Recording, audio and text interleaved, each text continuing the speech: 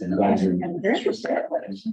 Yeah, no, it has to be the same question.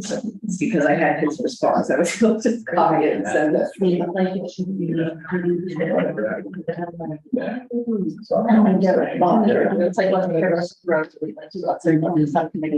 Okay, everyone, welcome to the Camden Select Board meeting for July 26, 2023. The meeting is being broadcast on Spectrum Cable TV channel 1303 and on the web on YouTube. We also have this as a webinar on Zoom. If you would like to participate via Zoom, please raise your hand and our town manager Audra will monitor it and get you into the discussion. As always, first thing on our agenda for tonight is public comment on non-agenda items.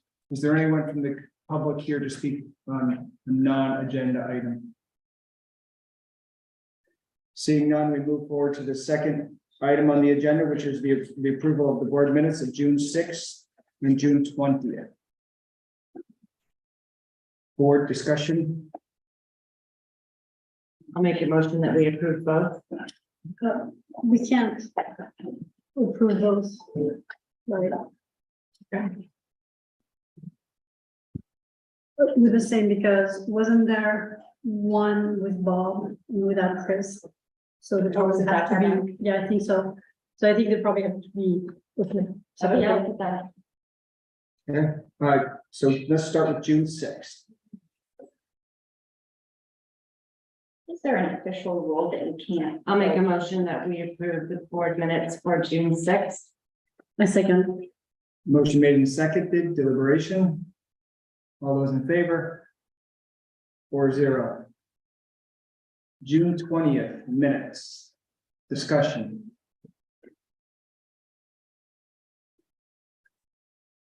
Make a motion that we approve the minutes for June 20th. Second. Motion made and seconded, deliberation. All those in favor? 5-0, thank you. Tonight on our consent agenda. Approval of renewal of victualler and lodging for licenses for the Babel Cafe, Laugh Loud Smile Big, and Uncle Willie's Candy Shop. In addition, the approval of the liquor license extension for the Camden Classics Cup, Blue Baron, and Salt War. Any discussion? Seeing none, those are hereby approved. Moving on to our public hearing for tonight.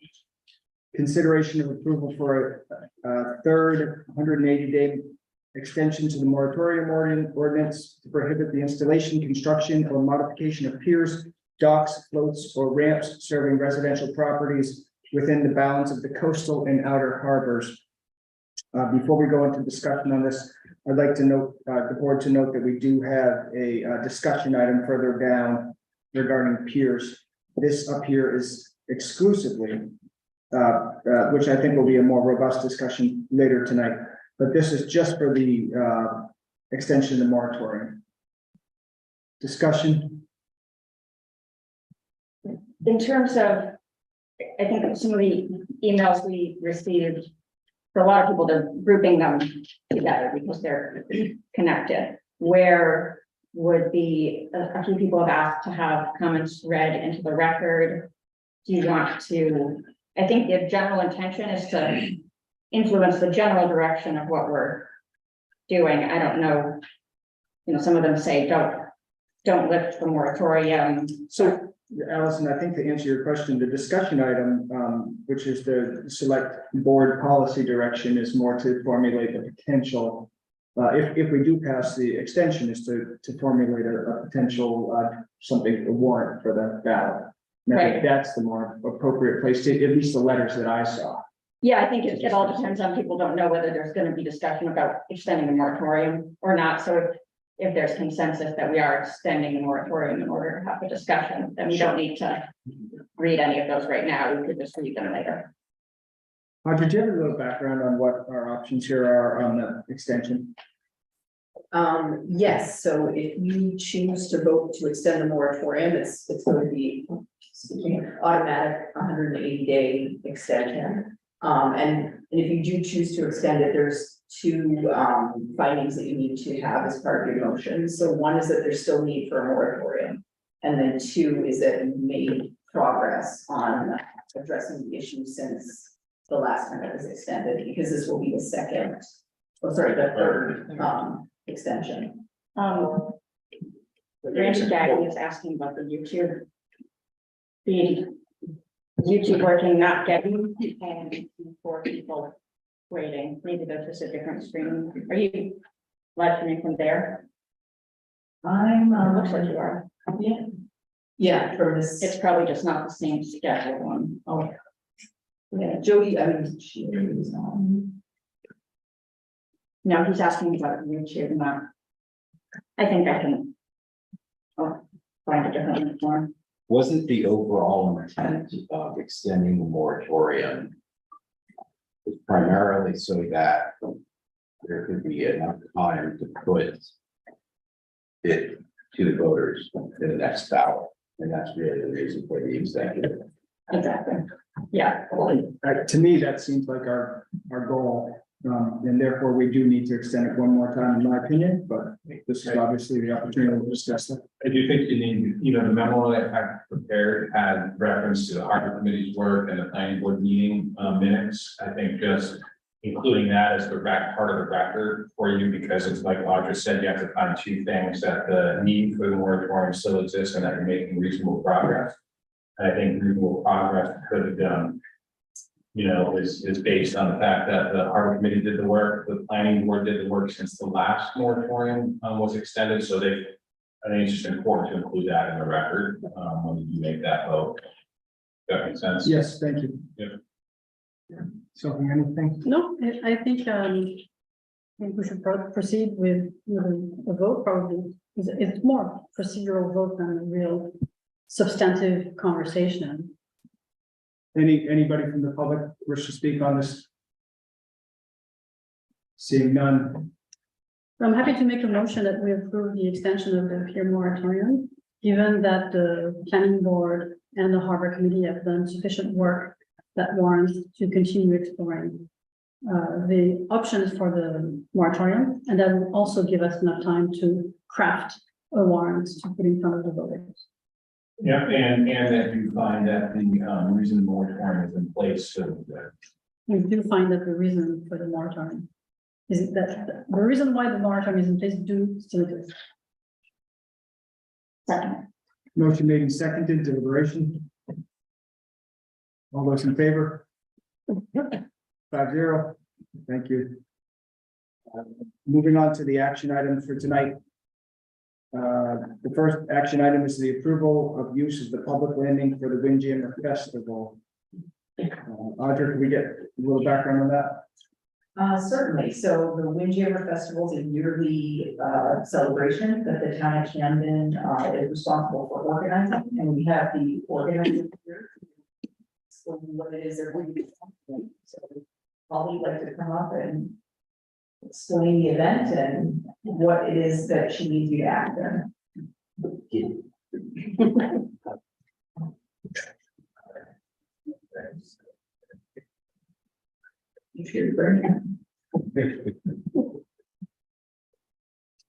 Hello, Holly Anderson, Parks and Recreation. So the Camden Windjammer Festival, this will be the 27th annual.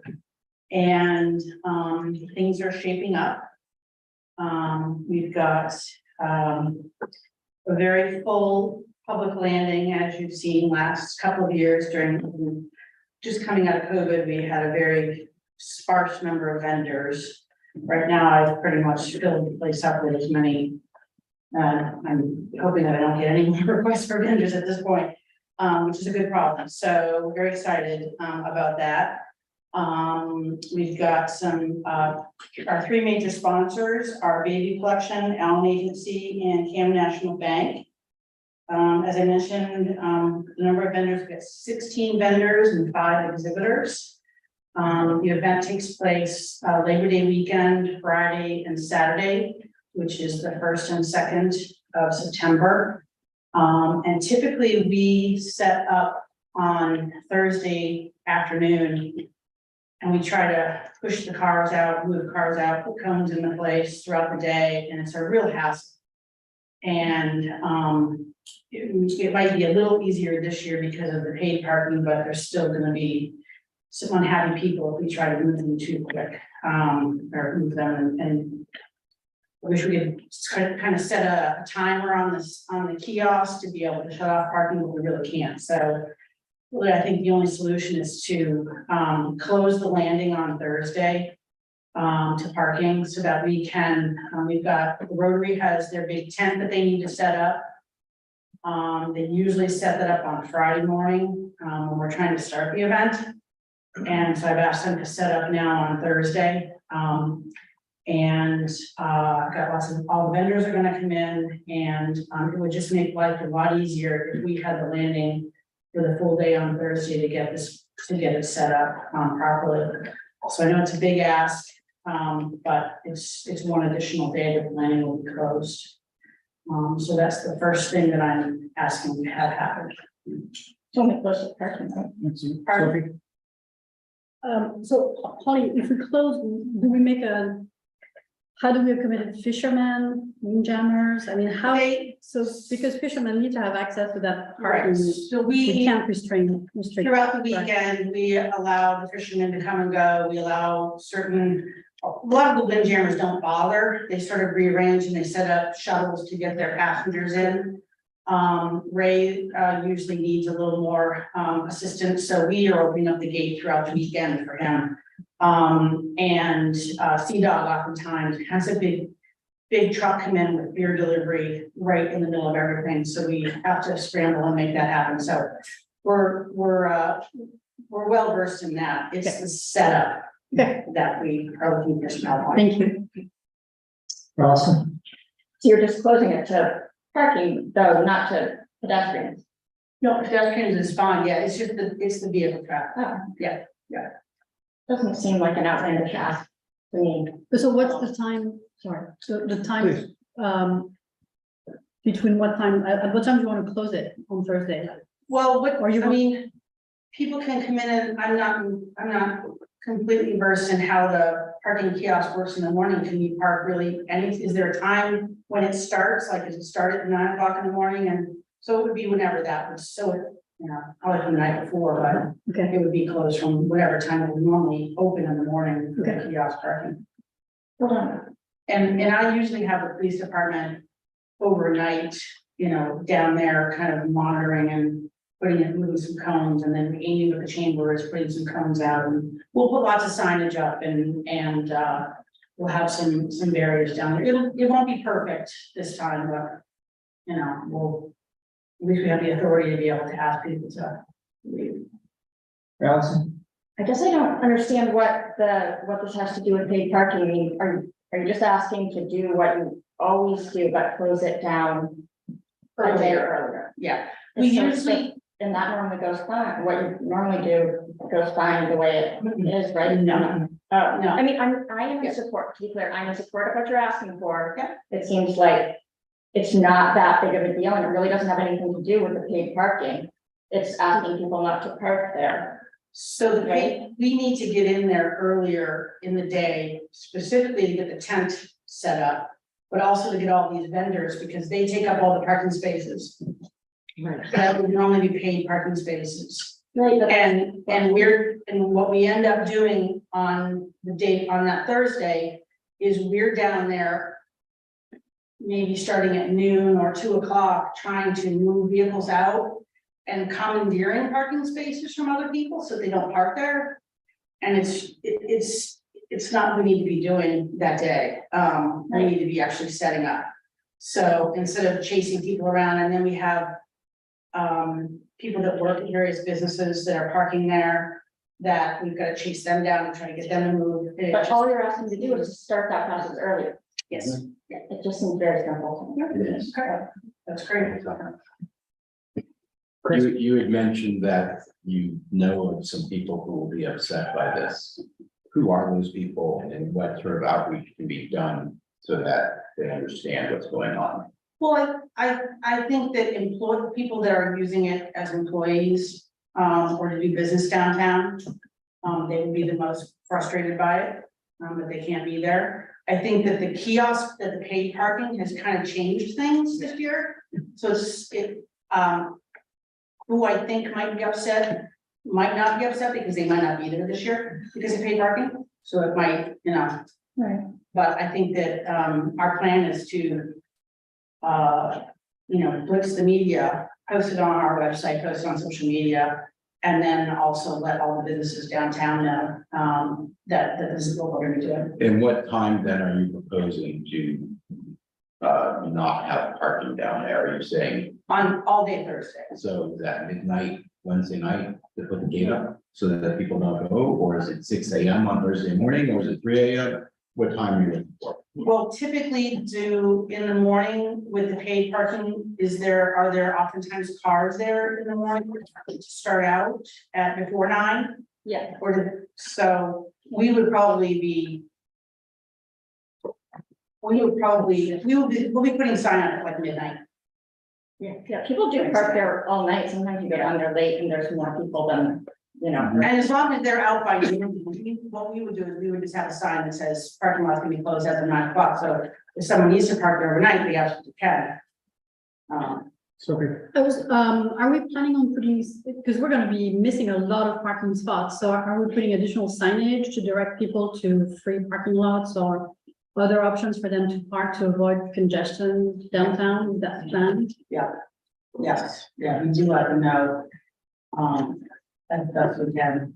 on that sign, probably just a suggestion, if you could do a QR code with something that gets them to those. If you put something up that says that this parking lot is closing at 9, and they can scan something, that'll get them obviously just a couple of blocks away, but it might be helpful for people who don't know where those parking lots are. Okay, I'm dreaming of a signboard at the entrance of Camden that shows you all the parking spots and number of spots that are available and things like that. Eventually, 2035, what happens? Might be a dream, we might be able to do that. Because that would be super. maybe at the top of Washington as they're coming down, it's the logical place to turn. Yeah. have you seen what some of the businesses have done? I tried to find a map the other day of all of Camden's free parking. And so I ended up Googling it, and some of the best results were done by local businesses that were trying to direct people. I don't know, do we have? I have one that I use every year Oh, great, maybe that you can help us all find it with a QR code. Anybody from the public wish to speak on this? Thank you, Holly. So that's the one question that I had, or the request I have. The second request that I have, and I guess let me jump to this one. It's the request to allow the vendors to stay on Sunday. So we've got the Rotary tent, and Rotarians don't take it down until Monday. And so it's just sitting there using up these parking spaces next to the public restrooms, between public restrooms and where Harbor Dogs is. And so instead of that having that just being an empty spot, I have not mentioned this to the vendors yet, but I was gonna see if there are some vendors that wanted to close up Saturday night and then reset up Sunday morning and move out the parking spaces and they could go and use the tent. It was just an option just to give public visitors, another reason to kind of hang out on the public landing, give the vendors a little extra time out there. I do have one downtown business that's actually going to be a vendor, which is exciting. Never had that before. And I think I feel like I need to ask for permission to let that happen. Have those vendors down there. So all in all, we're losing 4 days of paid parking. No, Sunday is open for parking. Sunday is open for Yeah, parking. they would just move They're there. there, so partially open to parking. Yeah, we would use those, on that corner lot, that corner. It's It would be unparkable anyways with the tent being there, so. Yeah. So So we it's use for, it. right, so it's for the, I'm just curious, I would love to see how much money the town, what the Windjammer Festival brings to the town compared to how much money we lose in parking. People want to enjoy festival. This, I mean, this has nothing to do with the value that it adds to the town, things like that, but I think every time we use public facilities for festivals, things like that, it's good practice just to look at the cost benefit analysis and say, okay, so the investment the town makes is 4 days of parking, so $100,000, whatever it is. Yeah, I think it's good to know that type of things. I'm completely supportive. I have no problems with that. it's been a long time since, I'm not Yeah, sure we when have- the we don't have Toboggan, they did it for Toboggan Nationals, but, it's been a long time. One of our, one thing, this is a free event, so I don't even have a way to gauge number of people. No, you but for know. instance, they're renting the spaces. Yes, the vendors are, Right, so that's an easy calculation. yeah, but the number of people coming and what is. Oh, this? no, that's impossible, but just that, Yeah, I'm renting it for as much as we would get in parking, for instance. yeah, so the vendors are paying $150 a person, a spot. And I think I've got, I don't know, 2,000 and something, because there are a couple of vendors that are paying, well, there's one that's paying a little less than that, for what he's doing, but, so it's just a couple $1,000 is what we're bringing in just the vendors. Alone. So that would be my next, if that's amenable to all of you to let the vendors do that. Steve, how do you feel about I that? was just gonna say that when you point, the tertiary income that's bringing in from the people coming in and spending money in town, I would say it's impossible. Of course, and I'm not asking for that, I completely understand. It'd be great to find, it's one of those studies we can absolutely do. How much busier is that weekend for us, than what you see, Steve, just on an ad hoc? Yeah, I mean, in the past, back in the early nineties, it was a big difference. That's why we started this, because no one was here, that's, I mean, now it's kind of busy, so it's definitely busier. How much, hard to say, there's events that all of a sudden you're like, wow, there are a lot of people here, and then there's other times you're like, where's everybody? But I think all in all, it's still a popular event, a lot of folks will come in on that week because of the event. And it was a 3-day event originally when it started, and since I've been doing it, which about, I think it was 2017 is when I cut it down to 2 days, because I felt like people they stopped in Camden Monday, Tuesday, and then they went off. I mean, Friday and Saturday, or they came by Saturday and they went off to Bar Harbor or whatever. And so Sunday, it just wasn't quite as busy. So we definitely capture people. And people become, really used to it. And the schooners advertise their trips, around this weekend, specifically for the talent show and fireworks and other things. So it's a good draw for sure. Anything else, board? Can you get a motion? Oh, sorry. Did you need to also talk on this because your name was on the memo? So Steve, did you need to? He's work the next, I've got one more thing to talk about. Oh, that one. So multi. Yeah. So the question is the board amenable to letting the vendors use the tent space on Sunday? We can do this as separate motions if you'd like. Oh, okay. She's nervous about this one. So, Keep us on the record. Okay, so the first would be the approval of the use of the public landing for Windjammer Festival. The second would be the letting vendors use the Rotary tent, this is Rotary tent, right, on Sunday? Yes. And probably with that first motion should be the time that we would start to close off the party. Yeah, so I'll make a Establish motion that. that we allow the public landing to be used on Thursday at 9 o'clock to close down the public parking and allow Holly to orchestrate the vendors to move as needed on the days that she feels is needed. Including. I love that acronym. Well, I feel like it kind of needs to be a little open-ended Yes. because you don't know what times and how everybody's gonna need to move, and I don't want to give you a stringent, I trust you. So that's what my motion is. And did you say that 9 o'clock on Thursday? 9 o'clock. Yes. Yeah, yeah. but you had said maybe you were gonna start that. Well- a little earlier, if you need to start it a little No. earlier. No, let's make it 9 It's o'clock. earlier. Oh, Nine AM is earlier than we normally do. That way, if people do want to stay overnight, they can, but we'll close all start. right. So Second. the memo says the department's request to close the public landing to public vehicle traffic beginning at 12:01 AM Thursday, August 31. Right, and then. That's the request in the memo, Oh. through midnight Saturday, September 2. So it looks like we've amended that to 9 AM on Thursday morning. Is that what- just for What do you my, need? Yeah. is that what time, paid parking starts 9 AM? Yes. So that's the appropriate time, in my opinion. That's what I'm sort of figuring out as we're talking. Okay, Whatever was sense to everyone else. It's gonna be a little bit of a flux, Yeah. because we haven't dealt with big parking. It'll be, it's easy, I mean, people park there before you have to get them out, Right, so, this will be easier, and I'll have longer time to do it. so that's my motion. motion made and Second. seconded, yep, motion made and seconded, deliberation. All those in favor?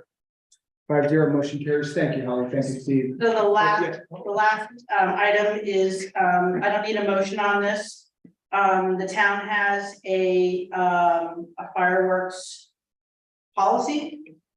And, as the event has always had on Friday night of the festival after the town show, which is held in Harbor Park, we have a fireworks show.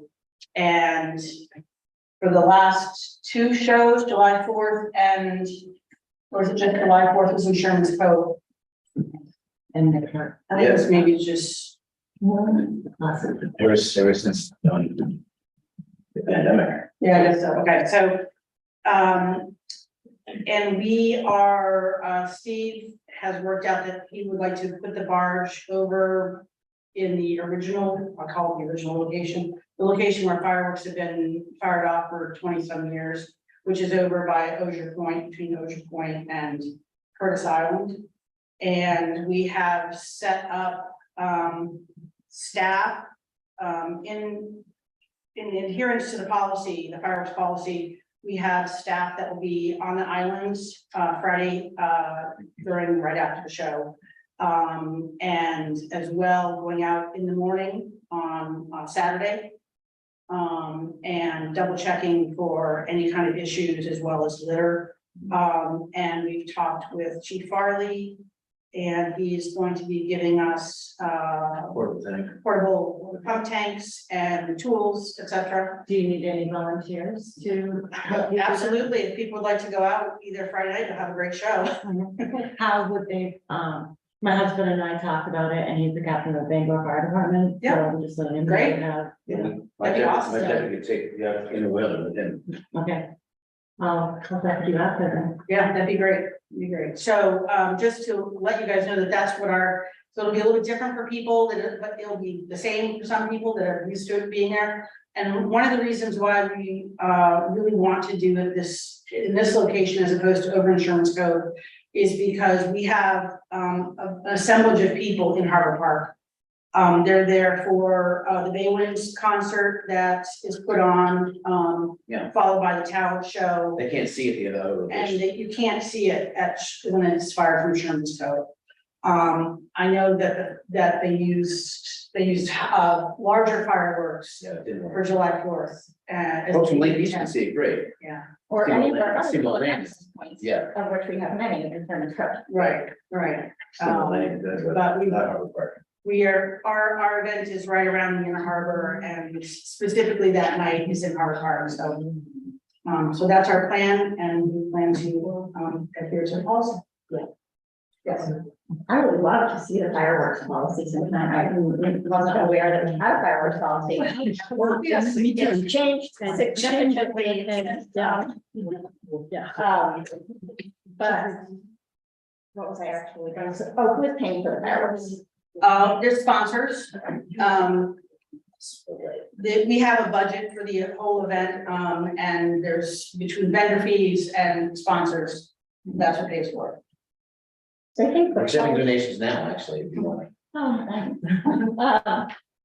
I think that at one point, when we talked about this a lot, there was either a policy or an ordinance that was developed regarding the placement of barges in the harbor. And that's where we're gonna exercise some authority because it's an issue with other things too. And thank you. I can't remember, Audra, can you? Remember that conversation? The harbor and waterways ordinance. Okay, You know, approval for the placement of barges. so there is, okay, that's already in the harbor ordinance. What's the process for the placement of barges? Is it select board approval? Select board approval. So we haven't been doing that. No. Barges come in all the time. Barges for specifically firing. Oh, it's only for fireworks that we regulate them. Yes. So we do actually need a Need to motion. approve, yeah. Well, we're not bringing the barge in though. Oh, So last year, we had them bring in a special float system where they anchor off. And so we've got our Tibbetts Industry is donating his float for us. It's much more maneuverable, it's much smaller. what's the difference between a special float system and a barge? The way you spell it? Well, that's gonna be. Size and how you anchor it. Yeah, it's much less intrusive. A barge, yeah, that's semantics, but it usually seems to come down to whether or not Yeah. the, I mean, you could call it a platform and then it'll cover everything. I'm not sure what it says in the. I'm not looking to die on any help here. It's one of those things that has changed over the years. Yeah. Different things get said at different meetings, but it sounds like you guys have thought it out. The main thing before was that it just sort of was happening Just sometimes happened, without any Exactly. discussion and then criticizing the catching of fire and. But sounds like you've got all that. We're trying to look more, trying to make sure. Yeah, get better as we move forward. I'd love to see us try. It's only been 27 years. A light show. Yeah, we. I have researched that, so this event ends about nationally, and it's a lot of money. It's your money. That's the problem. Do we allow fireworks for, people, does anybody else get to shoot fireworks besides the town? It's forbidden in town of Camden. Commercial shows are regulated by the state fire marshal's office. But when it comes to private, non-commercial fireworks shows, those are not allowed in Canada. And why don't we allow private, non-commercial fireworks? Voters approved an ordinance. Voters passed an ordinance. I see fireworks as something that I'd like to, this is something like, I think this is fine for this year. I'd like to get into it a little bit more in the future. I do think that there's, we're working with electric vehicles. We paid a lot of money for, energy improvements in town facilities. But here we are, we're worried about fire. Doesn't that say something about what these things are? There are, if you Google it, you'll find out there's a ridiculous amount of emissions that come from these things. There's a significant impact on wildlife. There's a significant impact on pets. On veterans. Yep. On veterans. Absolutely. The PTSD, just- And it's something that a lot of larger municipalities have been going away from and doing things like laser shows or other ways to celebrate concerts. I'm sure there's all kinds of creative ways that we can come up with that would attract people for Windjammer and might align a little bit better with what we've said as town priorities. I would completely support that. Me too. I would too. I would love to come up with some other ideas for the two events. Sure. So maybe for 2024, if we can discuss as a board. Yeah, I would love to do that.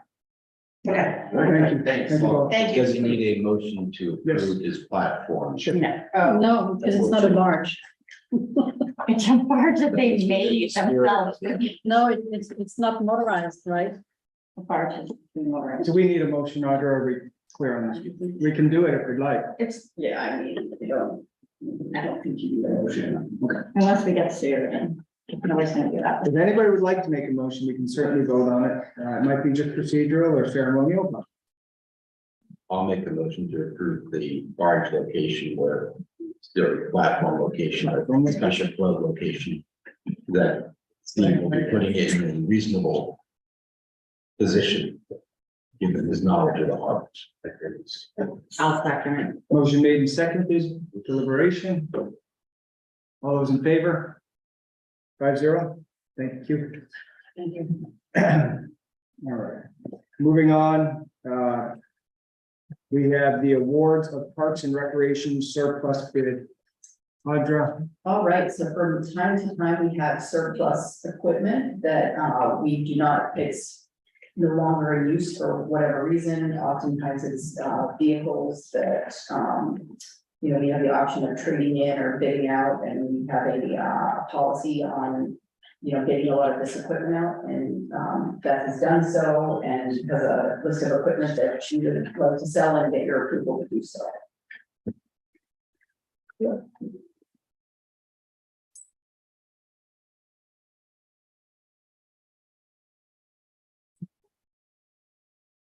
So, we have a 2001 piston bully 200 snow growing machine that no longer runs. And, from what I understand, the only bid that came in is from the Lost Valley folks, and they would like to purchase it, for parts.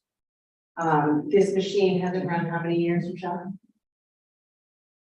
Wow, it's been 4 years I've been there, and then I think previous to that, I don't think it's been since 2014.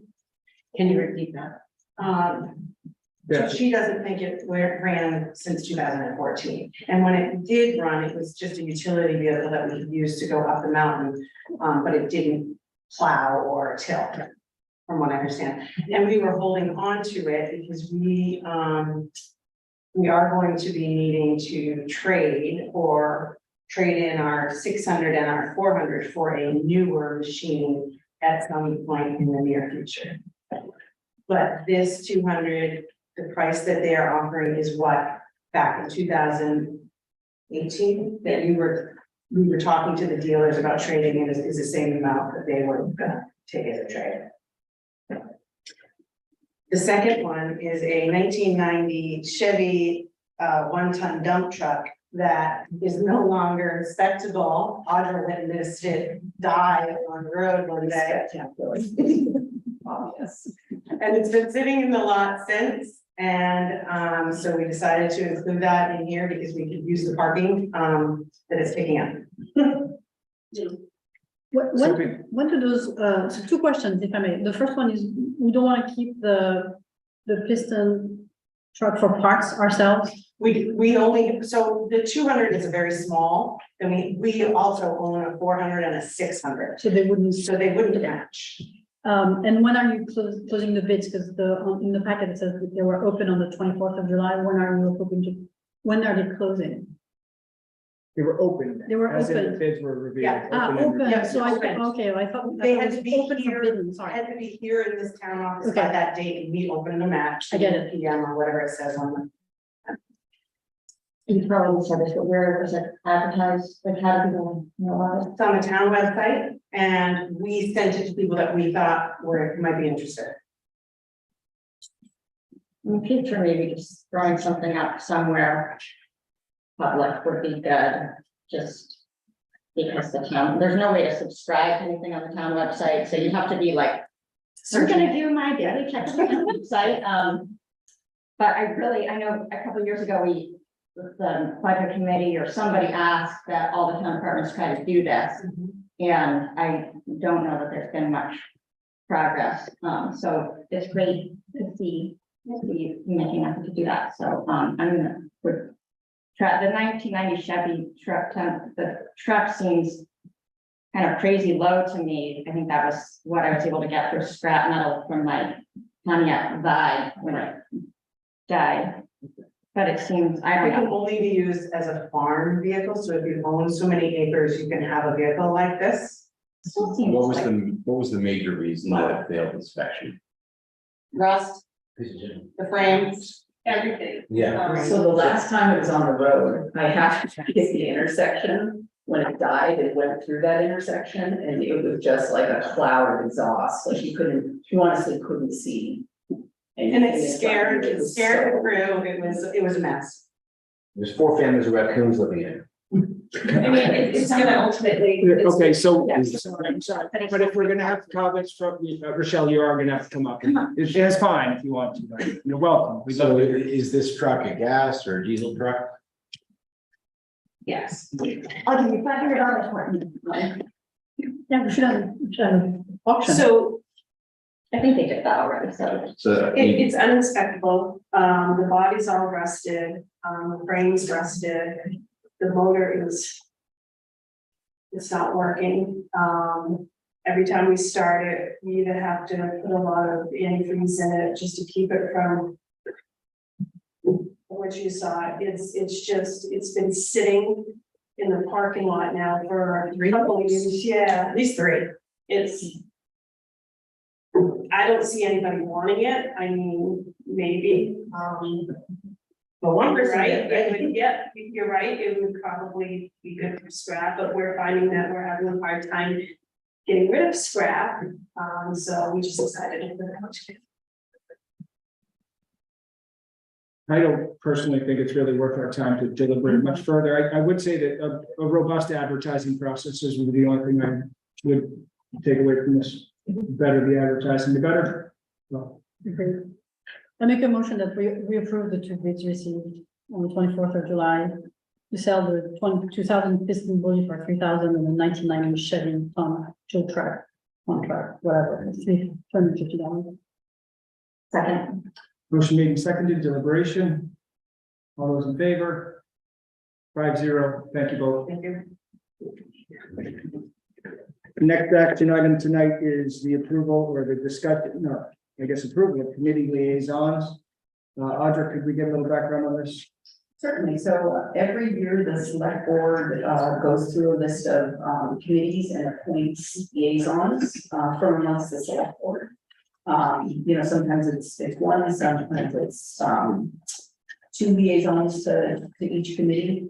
So you have a list in your packet on page 61 that has both the active committees as well as some of the committees that are inactive. And he was appointed as liaison at your by the 2022-23 board. So are we looking to discuss, I noticed that we have some committees that are potentially coming back into existence. And so we're gonna are we gonna discuss that at all? Is that something the board would like to discuss? Right, by this That's a memo, good idea, okay, yeah, to talk about that as well. okay. And then the committees we do decide to enact or reenact, we will choose liaisons for. And if any board member would like to make adjustments, I see Allison and Sophie are good on a lot. Oh, yeah. Please also speak up. Yeah, I do want to speak up about that. Yeah, me too. I'm trying to just, I accidentally got off the page here and 61. in a format where it's not. Well, Well, I can just say right away, because, yeah, it kind of ended up that we had these around for a while, and so the people who've been on the board the longest have ended up maybe with the most committees or something. I would love to share that a little bit more. I think it would be good for everybody. The one that, and it's hard because I like anybody that's listening, I love all the committee members, but like the Historic Resources Committee, it meets a really kind of difficult time for me. And I'm happy to continue to share some of that, but somebody were interested in that. Also, the Pathways Committee is in the middle of updating their master plan. They did it for Rockport in 2017, I think. And so they're for Camden, and none of this is binding or anything. It's recommendations up to the select board on priorities for pedestrian improvements. And I've sort of just been doing it for a long time, so I don't know if maybe rest would. There are a couple others. Okay, but that doesn't mean you only need one. So to think about that one, and there's. When does the Pathways Committee meet? The Pathways Committee meets on Wednesdays at once a month. It usually happens like what it's set in 6:30. Yeah. And the Historic Resources Committee meets at 4. And then there's the library. Zoom ability though. Yes, and for the Pathways Committee, they have been doing, every quarter, they meet in person one time, but the rest of them are Zoom meetings. And so I've been doing the Zoom live stream for them. That's kind of my function. I'm happy to continue to do that part, like start that up for somebody or, do whatever. But I don't know if it makes sense sometimes to also just switch around and, like Sophie and I have been doing the library and we were kind of saying, okay, let's, you do it this week, this time, I'll do it next time. I think it's kind of good. But that would be another one, Chris, that maybe, You might be interested in the library. I'm not, I like the library, like the people, but I'm not, it's not gonna hurt my feelings if somebody else is the liaison. I think there's a benefit to moving around. Same thing. Yeah, the committees that I've had interested in are the EMS committee, as well as the Montgomery River Citizen Advisory Committee too. I would love to be on that one too, but, Let's talk about some of the inactive committees and whether we want to bring them back. That way we can maybe yeah, focus, then we can triangulate as to who's gonna be the liaison. I would say, as a liaison,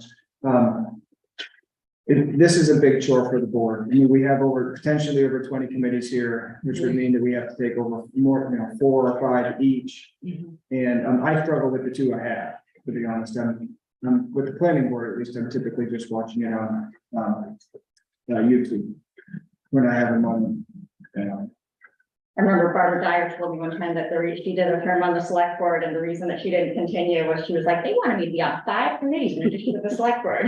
So we lost Barbara Dyer on the select board, it was too much. So the inactive committees with the potential to bring back are the CDAC, and I'm not familiar with that one. Audra, what is So CDAC? that's the Community and Economic Development Advisory Committee. And I see there's an investment committee, so that's So I'm on it. CDAC or investment? Investment committee. Okay, sure. The investment committee meets once a year to review the current portfolio. It's very low. It's how the trust funds are. How the trust funds are managed. Okay, And Chip Lake is also on that with us. and That's a very low investment. okay, as long as you're willing to, I'm happy to continue. good, thank you, That's- Sophie. And Audra, you're recommending that we bring back CDAC or? I would say that for now, CDAC can stay inactive. I think that it's one of those committees that, getting it up and going when there's like a project makes a lot of sense, but just having it going and, meeting for no particular purpose at this stage wouldn't really be beneficial. What was their last, project? Cannery. Okay, So they reviewed all of the RFP proposals that were received for the cannery and ranked them and gave comments. Okay, what about energy and sustainability? I think that that's one that there's, a lot of work going on in that area. They were active prior to the Siemens project. And then I think everybody, when that was underway, everyone wanted to take a bit of a break. And also while the streetlights were being, purchased and then replaced. But I think now, there's a lot of opportunity given, some of the funding that's come out recently from the federal and state government. And getting them active again, I think could be beneficial because there could be opportunities that we just don't have the time to sort of research and kind of figure out how the town wants to approach them that would be advantageous to have a committee working on. Can I ask a question? Please. So with that energy committee, I know the people that were involved, I mean, they were in it. Absolutely. Do you think that those people, do you think they would be interested in it again if we reached out? I would think most of them would be. That's what I'm. Yeah, like, Brian Robinson was a, really active, excellent committee member, who works in that that field, Anita Grocer Scott, very passionate, member of that committee, and trying to think of who else was on it at the time. What did they get done? What did they get done? They really advocated for the purchase of all the streetlights across the town, and they But were not also- only that, but they like did all the work to bring everything, like the select board literally just reviewed and said yes or no. I mean, they did all the footwork, beginning to end on that. Are there viable projects for that group to look at right now?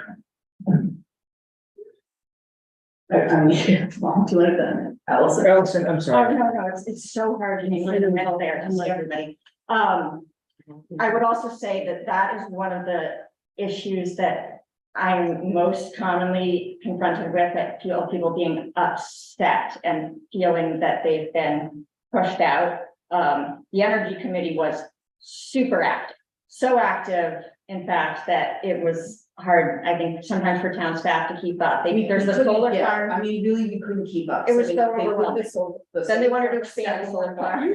Then they did, The global customer customer areas with the watershed school. Then we did the Siemens project. Those were big projects. Right. And it was kind of, and they did all the work to get them to the select board, to get them to voters, to get everything approved. But that's only like the first phase of all of this. Once those things are approved, it kind of comes over to me and my staff to implement them. And we just couldn't keep up with all the work that they were generating. So that's why we had to say, sorry, we need to, kind of put this on hold while we catch up with implementing all of this. And we've got it implemented to a point where, I think that bringing them back, given all the opportunities there are out there, would be really wise, because I think there are a lot of initiatives that we can take advantage of that we, that having a committee to do the work would be really helpful. Electric car chargers is something that I hear about all the time. All the time. Why is Camden doing this? And it's like, we're not doing it, just to upset people. And it's, it's not that, but I try to explain, there's just only so many hours in the day that town staff can be. Dark City. Yeah. But one thing I would say with a committee like that is the select board has to be somewhat actively involved in the agenda, because I wouldn't want them to spend innumerable amounts of time working on something that we don't support as a policy. I think that was some of the problems with some of the committees that were put on hold. There was a real reluctance to give them the level of guidance that they needed, so they would go out and do a bunch of work. And the select board didn't necessarily know that they were doing it, and then they would come in. This wasn't even, during my time or the time of anybody that's on this board right now. They would do a lot of work. The select board wouldn't know that they were working on it. They would come to the select board, present everything that they had done, and the select board was kind of like, well, wait a second, we didn't know you were doing this. We've got other things that we're working on, and then there was just sort of hard feelings all around. And that sort of predates everyone here, but I think that one way we could avoid that is by giving them work plans so that everybody on the board is clear as to what you assign them to do, and they have, really clear projects and initiatives that they're working on. Like we do with the harbor committee, where we Right. use them as an expert task force, and we can work on different pieces of agenda that we can set from them for them. And I think it would be great to bring it back. There's so many issues around solar energy, chargers, dark city, and we probably need to update our policy on those things, electrification of the field, all those things. Yeah. Now, who would want to maybe be the liaison to that committee? I think sometimes what happens is that you end up, like, I know I sort of choose committees a little bit based on my area of interest. And it can be a little bit hard when the select board doesn't all have this, the same goals. And so then it can turn into, a couple select board members might be really educated about what a committee is working on and sort of advocating for it, but then everybody else is out of the loop. So, I mean, I would be willing to do the energy and sustainability committee. I would definitely want some guidance though from the entire board about. Yeah. Where, if it's electric vehicle chargers or what, I'd want some consensus on that. If we didn't, we don't necessarily have to do that tonight, I think we can get bogged down here. But Yeah, that- yeah. Okay, so Could we, kind of make a decision on how we're going to invite people to put their interest in again? Yeah, absolutely. I think you How know, would we do now that you're sort of making decisions on Okay. assigning liaisons and deciding which ones you're gonna bring back, that, you know, gives Janice and I direction to start advertising. Okay. That, you know, you have committee openings, and so we can, you know, put out information and get application forms from people, and then, I would say probably not by the next meeting, but maybe the second meeting in August or the first meeting of September, we can bring you like a bunch of applications for, you know, a number of different committees where we have openings, and you can do that sort of in a big group. And there are 4 other committees that are on here that were before. We just like take 2 minutes and say, of those, with those 4. Can someone just give a 2-minute explanation of what the design team, the dam, offer and parks would do? Sure, so the design team was a committee that looked at, a lot of it was sort of implementing the downtown master plan. So it was things like when MDOT gave us a grant to do the, you know, redo the sidewalks and the drainage in the downtown, they weighed in on a lot of the plans to make sure they were as close to the downtown master plan as possible. With each one of these last 4, you can state whether or not you think there are viable projects that need to be looked at by the committee. I would say that at this point in time, we probably do not need to bring back the design team. Right. So McGunnick Dams Committee, we've talked about that one, so that is a joint Lincolnville Town of Camden Committee. We've talked about bringing it back, we work with the town of Lincolnville to do so. It'll be, I think the first order of business that group would be looking at is updating the policy for the lake dams. Right. And, you know, we're gonna work with the Watershed Association to get recommendations on moving a lot of that forward, so. There's viable stuff there then. Yep, valuable stuff. So- Well, I thought we also kind of talked about how the Watershed Association was gonna take the lead on that, and when we met with Lincolnville, we talked about this being a little bit of a problem, so having, that was, So there's a couple issues here. I used to be on the McGunnick Dams Committee. I was, a member of it before I was on the select board. So we also, so Hope has a small amount of frontage on the watershed. And Lincolnville used to contribute to some of the dams in their maintenance, but they don't anymore, as I understand. So I don't want to be pay for play kind of thing, but like, I do think that this one, if we're gonna bring it back, we should either bring it back as a Camden committee, or we should engage the, surrounding towns, the towns that have, and then ask them to be stakeholders, like real stakeholders. So I think given the fact that the Watershed Association is sort of helping us out with, the next steps with this. You don't have to sort of figure out tonight how that committee is gonna function going forward. It just might be wise to, think of a liaison now, and then as that process sort of unfolds, we can figure out what it's actually gonna do and who's gonna be on it. Whether or not it's going to be just a Camden committee, or we're gonna try to bring in our neighbors. I'll volunteer to be on that. If they bring it back. can we figure out what it's gonna do? It's just very hard. We've got to, the whole point of this grant that we have is to figure out how to manage massive amounts of water and what the lake levels should be. There's a lot of overlap there, and it concerns me when we have too many different groups looking at this.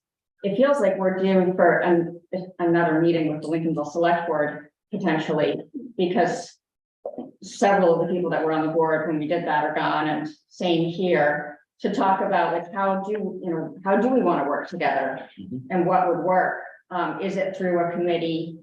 Is it, some of the select boards maybe just needing to hammer things out? There was a handshake agreement about the sharing of costs. And then the only reason that really broke down was because all of a sudden there were a bunch of bigger costs than there had been in the past. And I think, in Lincolnville, all of a sudden their bill was gonna be, you know, a lot bigger. And then they had a member, their member that was appointed to look into this passed away unexpectedly.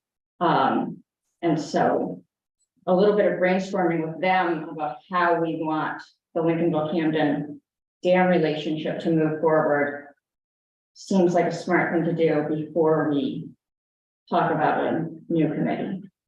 So I think I was the one that actually brought this up because I was looking at the actual procedures of how the dams work.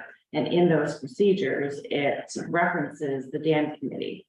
So I feel like we're asking the managers to pick and choose what part of policies they're supposed to follow. So it really is important to me that we have that taken care of and at least updated.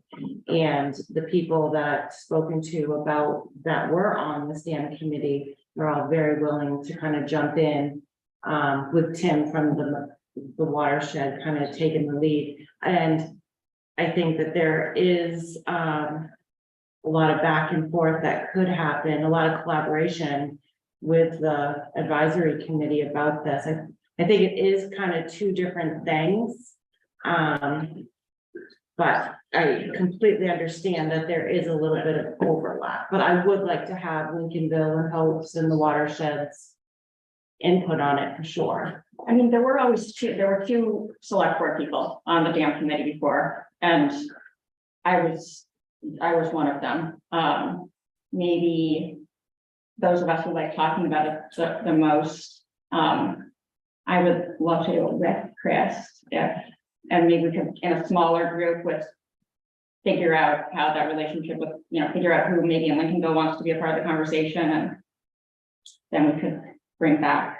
Sure, to the rest I of mean, the none of these things are binding, they all go before the board eventually. Yeah. Sophie? No, I think it's great. I think, I think it's great to have the dams committee. It comes up regularly, just to monitor water levels, things like that, and collaboration with other towns on the river is really important, so.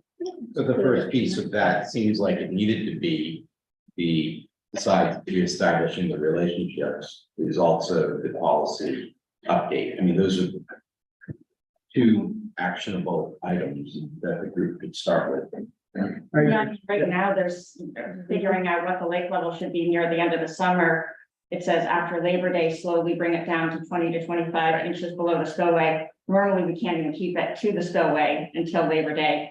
There are going to be inspections coming up, I believe. The inspector likes to see it as low as possible.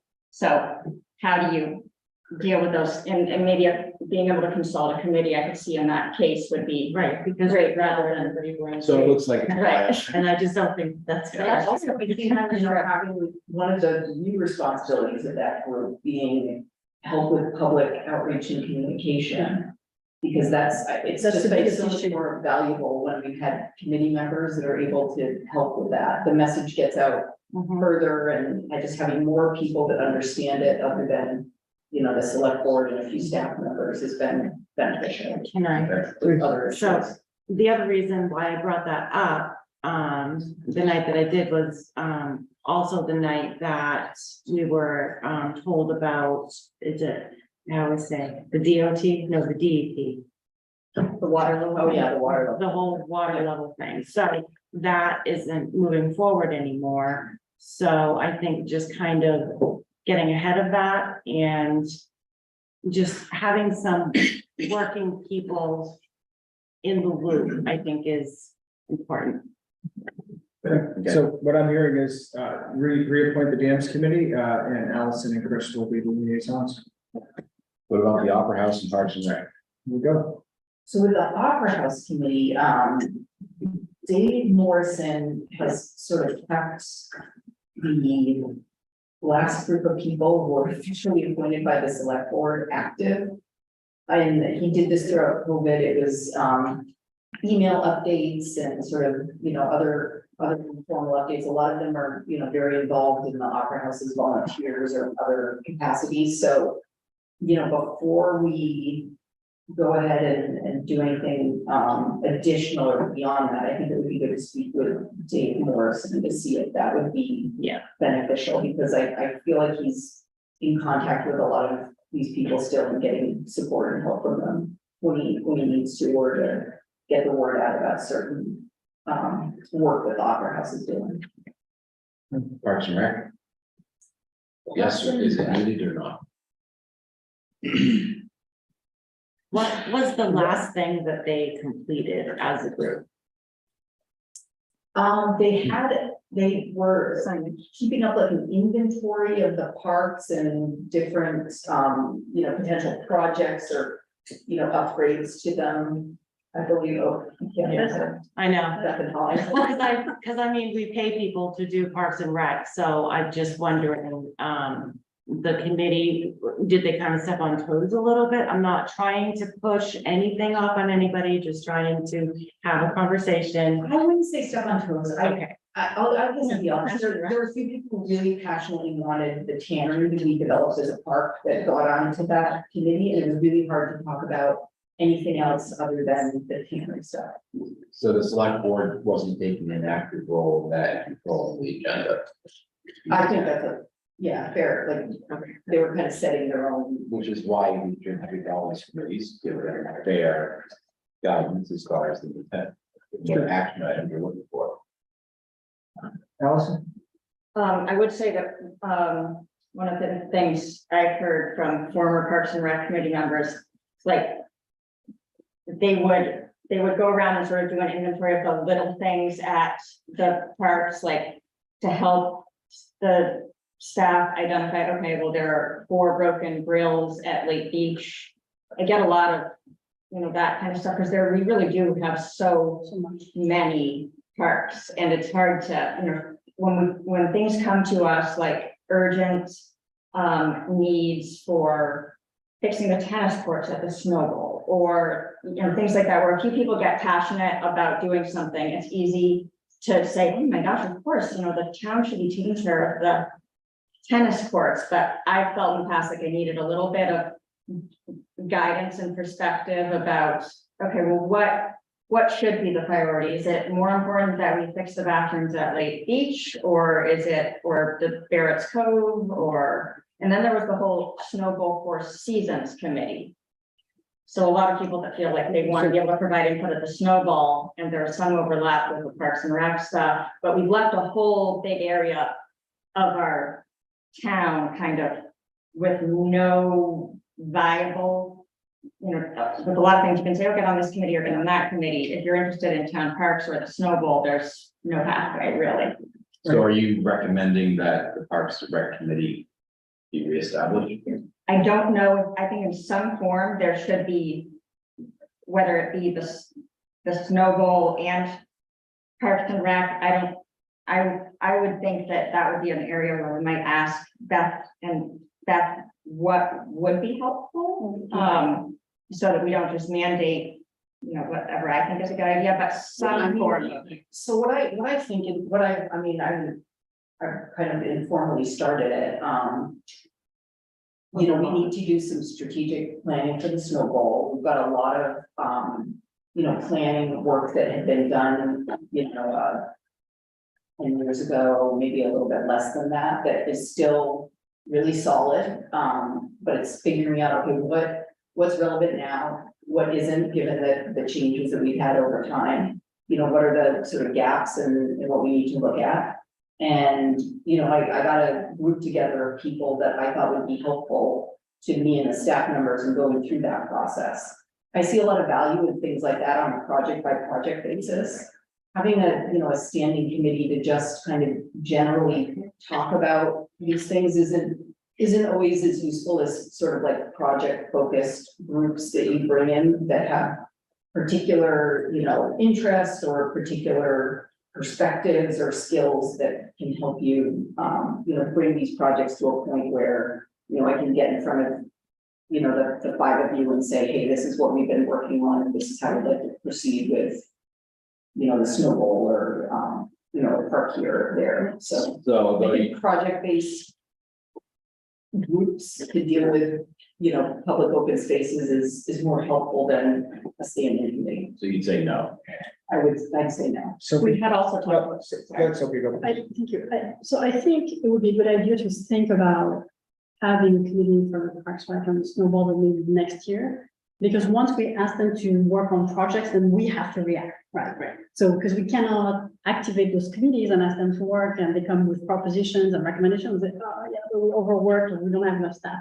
But if we could maybe put that in the parking lot of priorities for 2024, 2025, because I do think that the snowball needs our attention in terms of planning and picking up where the last committee left off, which there was a lot of recommendations and work done there, so it warrants our attention.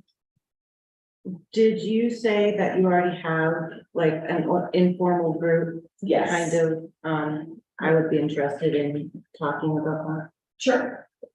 I think the consensus here is for Parks and Rec, we really want a project-based group, especially for strategic planning for the snowball. We don't need a group to help the town maintain grills and tennis courts. That should be done internally. Yeah. The town staff should be assessing that, and you know, citizens can certainly email, but we don't need a committee for it. So what else we need to do with the list of the, I would like, to- so tonight, I would like to make a motion, if everybody would agree, to put Chris on the EMS Performance Committee with me. We're having a real hard time meeting quorum, so we're not able to have meetings. This is exactly what it is. We have an agreement with an ambulance, Northeast, sorry, and we just review, are they meeting the standards? And if I recall, there's actually a requirement and expectation that Camden does provide two select board members to that group, and we've not been doing that thus far. We need to correct that. It won't solve your quorum problem. This is a non-voting member. Yeah, the committee, I think they're equal. really, I'm reading, There are two, am I missing something? they're required to have two people from Camden that. So I think with this committee, the reasoning behind this committee might change the voting because it is performance review. That might be the reason. Exactly, but we don't even, we haven't been able to meet 4 times a year because we don't even have the people showing up to. So that's a concern of mine, and I just want, just for clarification, more than anything, it's the number one committee role and responsibilities for a liaison. It says non-voting ex officio member. Yeah. So are we appointing you a liaison, or are we appointing you a committee member? It's a member. It's, I think, a way of looking at that particular committee is sort of like the Midco Solid Waste Board.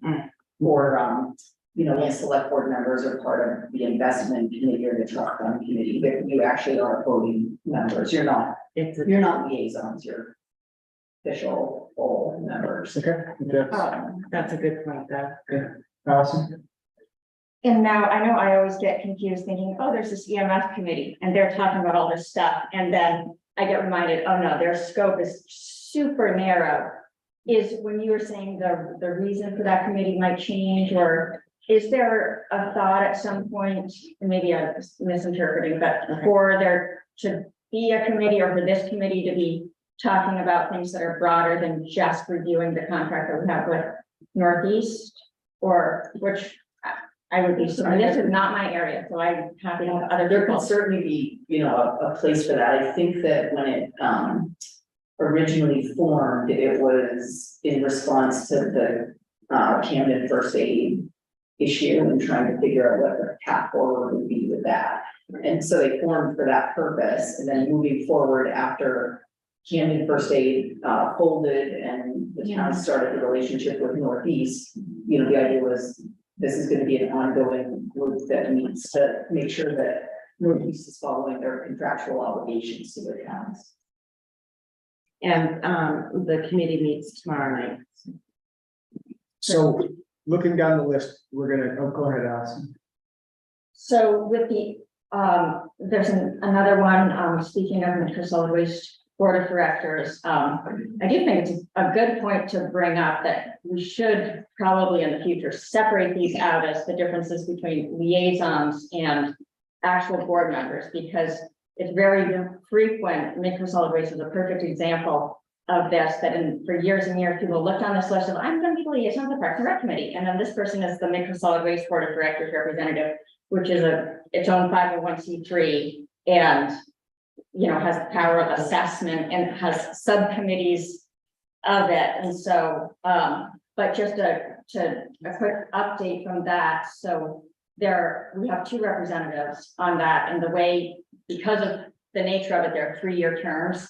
So each of the 4 towns appoints 2 people. We have weighted votes on there according to population and valuation, and same scheme we use for funding it. That's how our votes are rated as well. My term is up right now. Bob is our other representative, who's actually the current acting chair. He has 1 more year on his term. The way the interlocal agreement is done is that it can be 2 select board members, or it can be 2 people that the select board appoints. So it's and a lot of the time it isn't a select board member. So I would my recommendation to that would be that we let Bob finish out his term. And he did tell me he was willing to do that. It's not something he wanted to come and lobby for necessarily, but it does help to have some continuity on there, and I would love to be reappointed for another term. So you're asking us to do that tonight? Is that a select board function? It is the select board appoints. So it doesn't, if it's not on the agenda officially, you don't. This is under action items. Right, so, yeah, I mean, it would be great to have an official vote, and it's good when somebody, for the purpose of Metro Solid Waste, it's good when somebody is off of their select board. It's good for there just to be a recognition that the current select board is okay with that going. I'll make a motion that Allison stay on the board, and that Bob does too, to finish his term. I'll second that. Thanks. Motion made second, deliberation. Go ahead. Yeah, no, I'm just thinking that unless Bob, I mean, I think his term is finishing anyway. No, Can, his term doesn't correspond with his select board term. no, I know, because- but I mean, he has a 3-year term, Yeah, and it's not linked to the select board position, right? that So- is true. It's more of So an I'm just- acknowledgement of. Right, so I don't know if we can prove that he finishes his term. That is what I said over at Metro Solid Waste. I said, because they were like taking him off automatically as a, and I said, you don't actually have the power to take Bob, if I was still the chair of Metro Solid Waste, his term continues. This select board could act to remove him. But if they don't do that, then he's still on. Okay. But I So it'd guess, be appropriate for the motion to say, we support both people staying on the. yeah, you're reappointing me for another 3-year term. Sure. And acknowledging that Bob is continuing, until, The rest of his term. yeah. I make a second on that. Motion made and seconded, deliberation. All those in favor, 5-0 for the Midcoast Solid. Yes, we still have to do some, yes, absolutely. So, do you want me to, I'm keeping track of what, Please, who you. let's get us back. Thank you. So pathways, you still haven't picked someone for pathways to go to the top of the list. This is where somebody's gonna say, well, it's Allison, unless we vote to remove her, then she has to continue. No, you put it, you put it back in play. You said that you would be happy to. I think there is benefit in moving people around sometimes. I'm not refusing to do pathways. I think at some point we should also review the actual purpose of the Purpose of liaison and what we're supposed to, Right. because we do have to be really careful not to speak on behalf of the board and to, just kind of advise. And Well, I thought the documentation that was provided with the agenda was pretty complete on what we're responsible. Yeah, that's true. We did actually, but it's been really hashed out a few times. So, Allison will stay on the pathways. How about the Camden Conservation Committee? I would really like to continue on that one because I like the stormwater mapping. Good cemetery. I have no problem doing it. We can, If you wanna, you wanna take it off, take it. I will take it. If you want a tag team, I have no problem doing it. Whichever way, if I would be. No problem. So yeah, let's finish that list. So EMS will be Stephanie and Chris. Harbor Committee remains Sophie. Historic Resources, Allison. Investment, Sophie. McGuntacook River, Sophie. And Chris. And do we want to? Yeah, I'd like to, again. So I have I a think it little, would just be a good complement to, the dam Mhm. group too, and to carry that.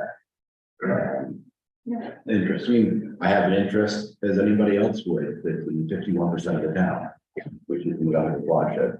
so I do have an issue with you being co-chairman of that committee in particular, because you were elected as a Save the Dams candidate.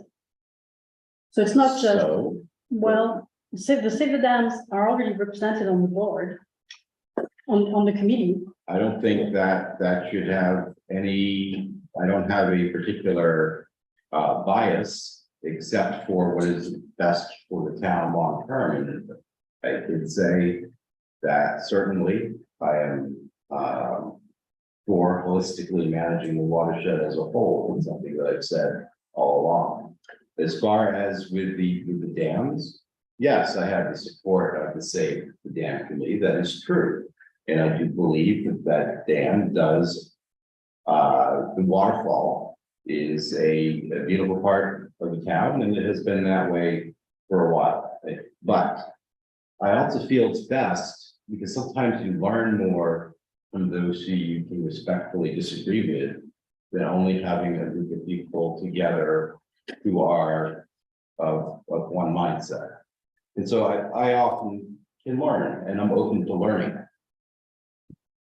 Chris, are you actually a member of Save the Dam Committee or? I'm not. You're not, okay. Allison, That's a little confusing with the committee word too, because it's not to be confused with an actual Right. committee. I Right. don't know why they added that, and now the McGuntacook River Citizens Advisory Committee, that structure is a little different. I too, it broke my heart not to get to be, and the meetings that I've been to, I haven't even gotten to speak, which I recognize, and I've watched the whole group, and they have come up with guidelines for how things are gonna operate, and so I've been like, okay, I'm just listening today, and that's fine.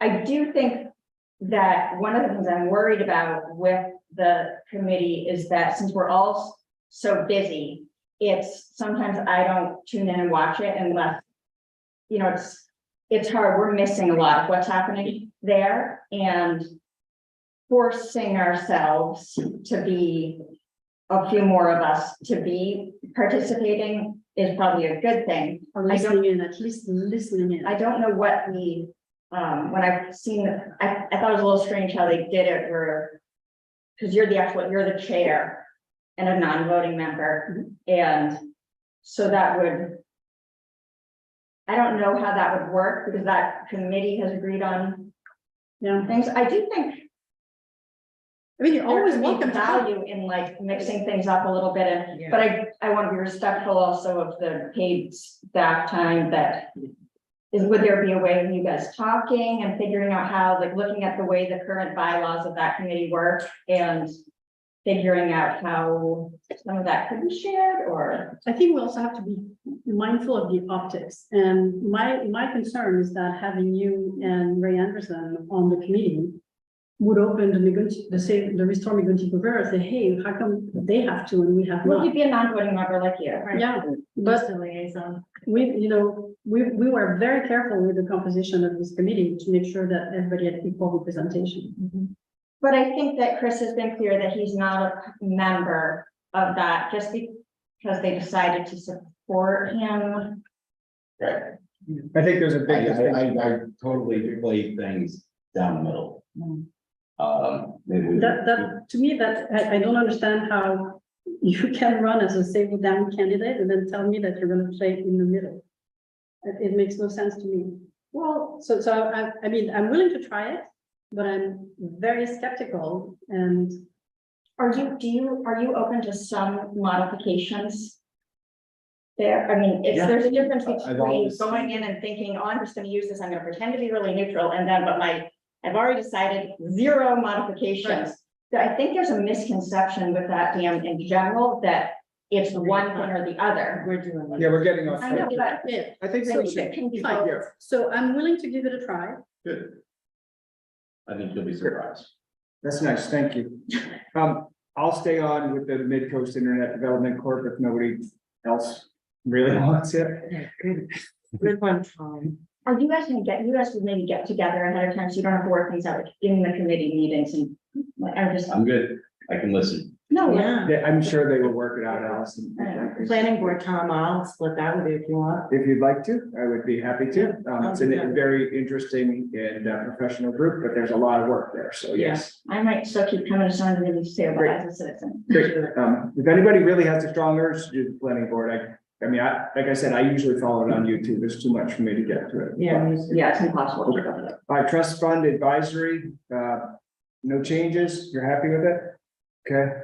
Seems to go along with the investments. Hopi, thank you. Zoning board, Allison, are you happy with it? I will say I haven't been as good as I could be, and I mean, the thing is, they don't really need us if there's a staff person and a board, but I would You'll do it? continue Thank to you. do it unless somebody else really wants. Library, Sophie, you're gonna stay on? It's actually Allison and I are in type. Okay, you're on gonna that. add Allison to it? Yeah, Well, no, yeah, I mean, that's true, we have been co-liaisons this whole time, but I know that, I was you thinking want to do that. libraries? No, I don't have that. Like, well, Fair enough. MCSWC, it'll be Allison and Bob will be the other representative from the town. Energy and sustainability will be me. McGuntacook Dams will be Chris. Opera House will be. and Allison, Awesome, thank you. Thank you. It's not, I don't intentionally admit anybody, I just forget. I really think on Allison. The Opera House will wait for some input from Dave Morrison. And Parks and Rec, this is the consensus that we're gonna hold off on this until we have a project-based approach for something there. Yep. Still moved.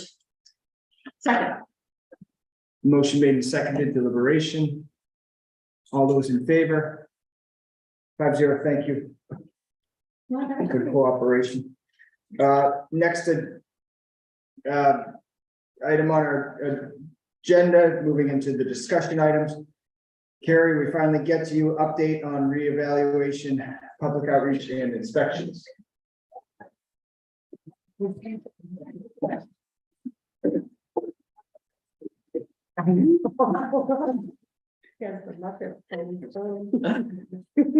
you, Tom. Good to see you all. When we started the revaluation project, I said I'd come by every once in a while to keep you informed, so I wanted to come by before. I know it's late, don't want to take a lot of time. Camden and I have been meeting with our marketing team since February, I think, on a weekly basis. And our goal was to find ways, new and different ways to communicate with people so that we can get information out, receive questions and get a dialogue going with citizens and as best we could. And I think we made some good strides in that direction. I'll just put our new website up on there. It's for those of you listening, it's camdenrevale.com. We have a soft launch where we're still loading information onto it. And we're hoping that in September and October, and I guess in November, we'll get some real meaty stuff on there, but it basically explains why we're doing a reval, what a reval actually is. And it's trying to do so without getting really lost in the weeds. What was interesting was that, like I said, we met with the market people once a week and they're just Camden citizens. And so we got to educate them about what we were up to. And they would come back at us. We said, no, that's not what we meant. And we go back and forth and we had a really good dialogue about that. one of the things that we developed are these palm cards, which our KRT lister is leaving behind every time he does an inspection. You'll notice some commonality between what's on, that's perfect use. You'll notice commonality between the card and what you see on the website. We developed some posters that also have the same sort of theme, and then we'll put it up in town with a ER code that drives people to the website. We also plan on leaving these cards in particular stores where more local shop. We're gonna wait until the tourism dies down, so we don't have to spend a lot of money on cards that don't really do anything for us. This is, if you put that back, but don't play it here. That's an animation. Portland did a revamp a couple of years ago, and they created this animation that really did a great job explaining a lot of what goes on. And rather than spend the money and make our own, I called Portland and asked them if we could borrow theirs, and they said yes.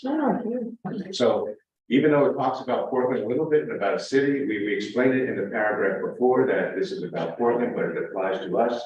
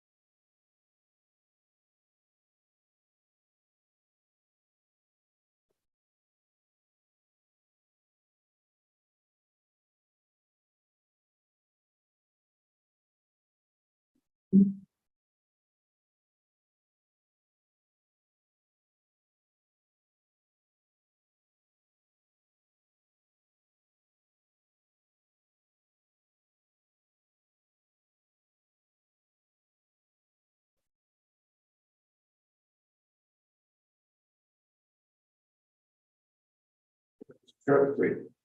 And what's interesting about it was the same messaging that we've been developing as well. So it's consistent, it's truthful. The more we get this out to people, I think the more relaxed they will be about the process that we're going through. And we also launched our coffee with assessors, remember we talked about that quite a bit, great fanfare, nobody showed up. Except for Randall. Except for Rendell. And then we had another one where actually two people showed up. So the three people that showed up, we do very much appreciate it, but we were looking to talk to a lot of people about this. And I think what will happen is as we get into the winter, and we're getting closer to when all this is happening, and we have the website up and people are aware of it. I think at that point, we'll try again on coffee with assessors. I still think the idea is solid. And it will give us an opportunity to talk to people. And the three people that came raised some really good questions. So we'll see. But anyway, the attempt is, and always happy to get some feedback, some ideas from you guys. How we can achieve this goal of forming people and at the same time easing fears and apprehensions about what's happening. So how far along are the evaluations? So the lister is about a third of the way through, and he's been doing a fantastic job. I have yet to receive a complaint about him. I received many compliments about him. What KRT's been doing has been releasing, like 200 to 300 properties at a time to him. And they send postcards out saying that in the next 45 days, a lister will come by. And I know every time a batch of postcards went out because I get a lot of calls. And so I'm taking those calls as opportunities to talk to people about what's going on. And most of the people are very welcoming about it. As soon as you explain the what and the why, they're right open to it. They generally let them into their houses, and it only needs 10 minutes maybe, then he measures them. It's been so far a very positive experience. So you plan to be done by, I think he'll be done October, November. And then at that point, we go into the next phase of this, which is the appraisers will go around. They won't be knocking on doors, but they'll be grading and conditioning each property, and they'll look at absolutely every property. By the time they're done, we'll be at the part where we're going to start analyzing sales. The study period that we'll use, the 12 months that we'll use, will be March 31st, 2023 to April 1st, 2024. So the sales that occurred during that 12-month period will be what we use to determine the values. So one of the other good things about this is the market has obviously cooled off. I don't think it's going to reverse and values go down, but they're not escalating at the same pace that they were before.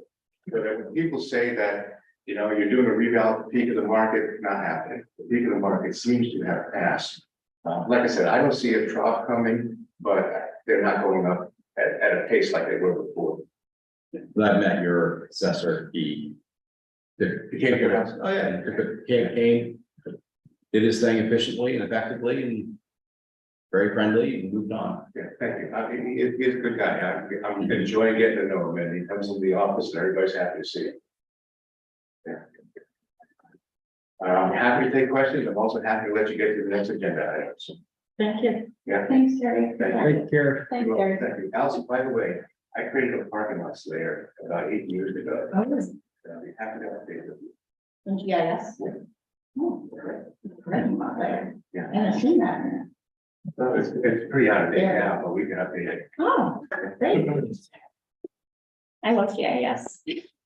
The next item on our agenda tonight is the Rawson Avenue Bridge removal replacement schedule update. Audra, So Dave has prepared a presentation to just update everyone on this, because I don't think that we had a chance to talk about this with the select board for a while now and give you a status update. So Dave's gonna go through his presentation. And you, So it's, good morning, or good evening. And with that, thank you, everybody. thanks, Carrie. Yes, Carrie. It's really not a presentation, it's a slide. I knew that you probably weren't gonna be ready for 14 PowerPoint slides at this point. So, All on Ross. but, so it's 3 pictures there, and they're really to help tell a story about what's kind of going on. Is that as big as it? Yeah, okay. So everybody knows that we're replacing the Rawson Avenue Bridge with a pedestrian bridge. There we go. And this is much more public as this for folks. So sometime back, we entered into an agreement with MDOT.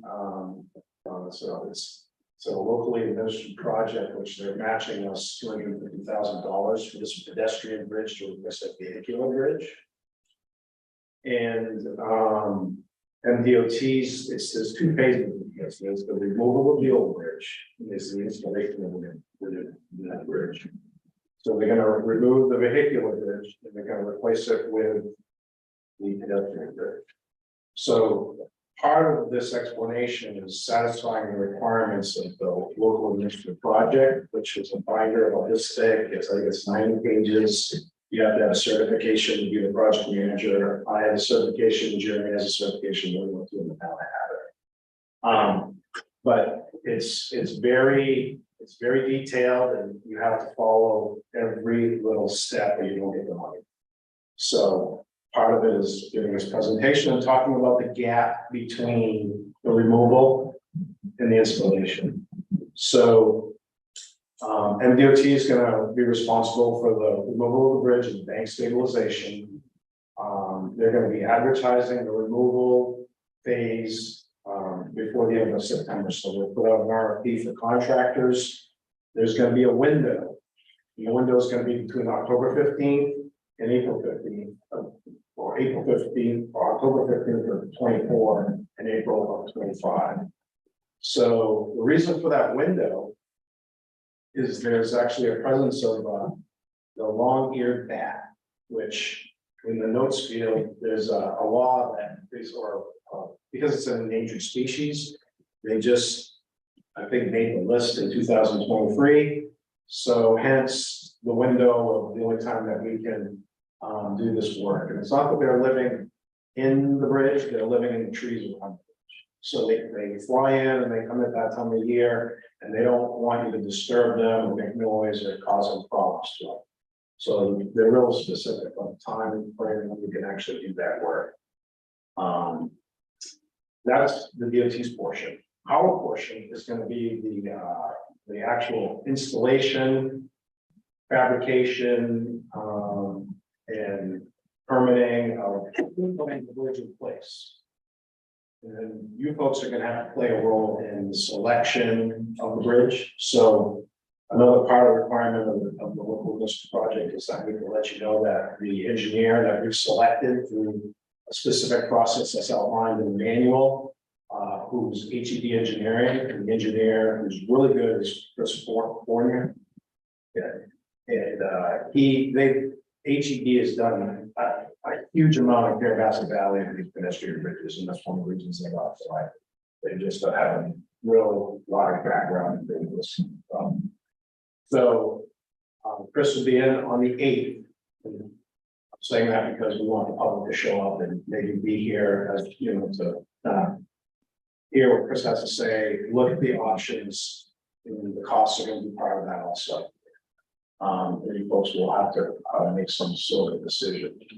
Once the decision is made, that will start the ball rolling. He'll put out an RFP for the construction of that type of bridge. And depending on the time frame it takes for the manufacturing of that bridge, will determine basically the gap, along with the taking apart of the old bridge, will create a gap or time when we have no bridge. That's another important aspect.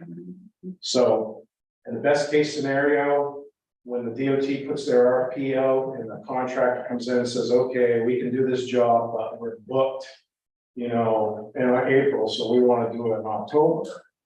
And then you guys, you know, have a hard time making a selection, and then he puts in the order for the bridge and it draws out to the later portion. That'll be a bigger window of being without a bridge.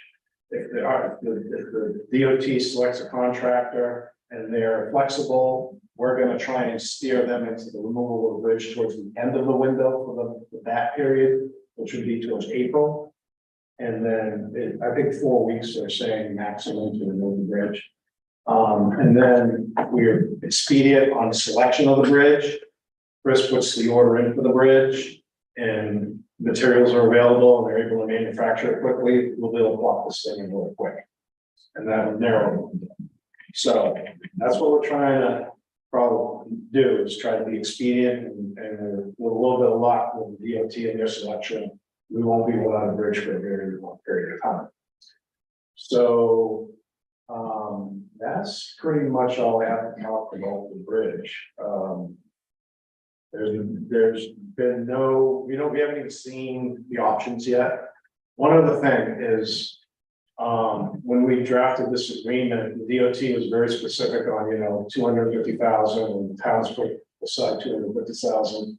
If you happen to decide that you want a covered bridge or some extravagant type of bridge that's outside the scope of the scope, it goes beyond 250,000, we're going to be responsible for the additional amount associated with that.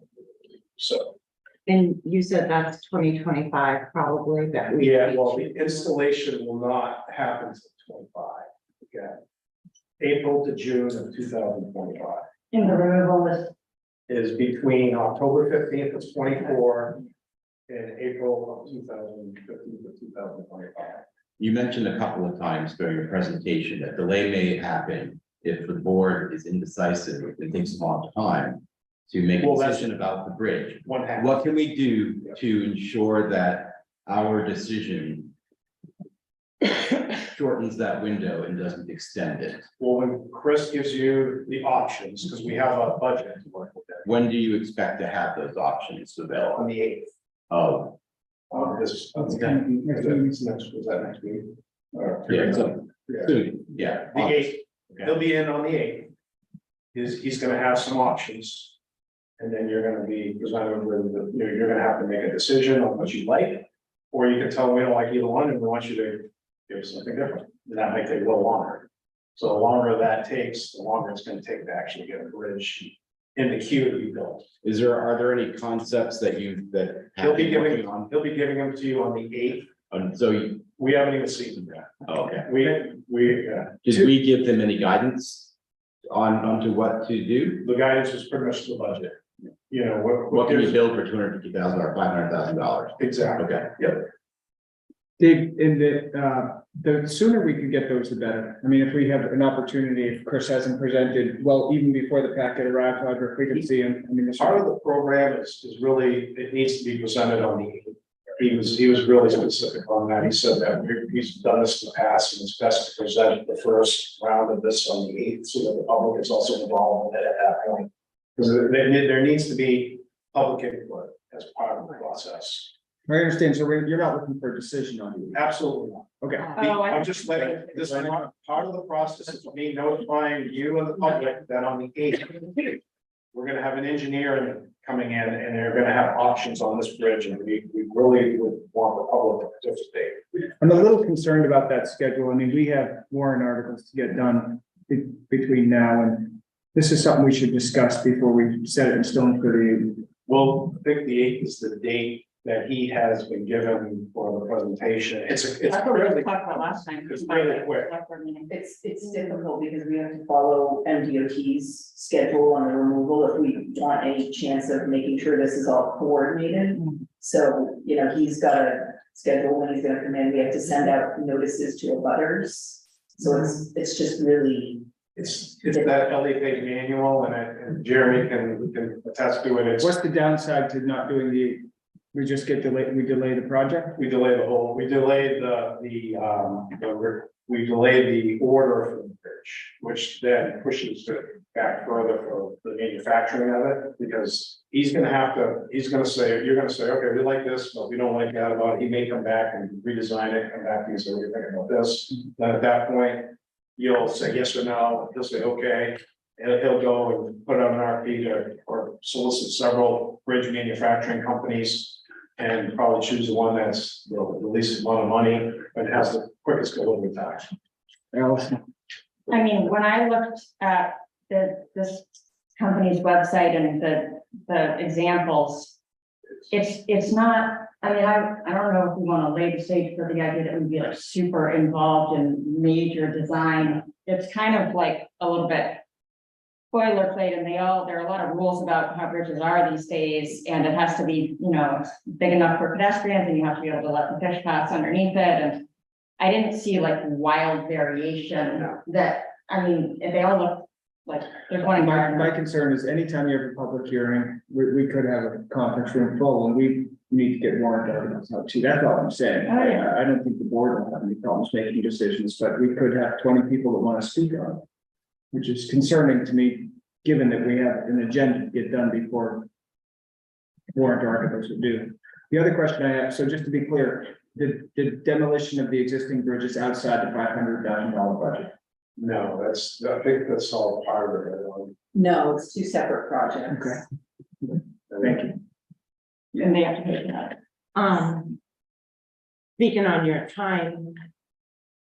We did have a discussion at one point that we wanted presentations to be 15 minutes. I think It's in the I think bylaws. it was, okay. Yeah. So, are we gonna make an exception for that night? Because this seems I don't like think it he's gonna might, take long. you don't think, okay. No, I just wanted to set that he's expectation now. gonna come up and talk about a couple options. Okay. He's gonna introduce himself, he's gonna talk a little bit about the process. Okay. That'll be it, it won't take long. Okay. Okay. Yeah. I'm excited. I can't But wait he to see did it. request that it be placed at the beginning of the meeting. I'm sure. Not for any other reason than because of the public. And also, like, we're paying for him to be here, so, you know, they wanna get in and out so that they're not racking up hours that we don't need to pay. Very good engineer. Very good engineer. Okay. Board, anything else? Anything from the public on the footbridge? Okay, moving on. I have one more, Oh, sorry, Dave, one more please. thing that outside of this topic, so. I am working on the the Montgomery Dam gate. So there's been some discussion and not everybody's involved in the email, but. So there's some concern that there's a lot of water going through the sluice gate right now. If you look on the Spotify app, you can see each day I've inspected it, I've notified, I made notes that it's leaking. As soon as I found that out, I opened it. We found that some more boards were broken off of it. So, and it's also loose this way within the rails, so water gets up over the top of it and then goes out. So the board's broken and water goes over the top and goes out. So at the same time, when I opened it, I had a contractor go over there and I got an order in to fabricate a new gate and rail system, which will seal that up.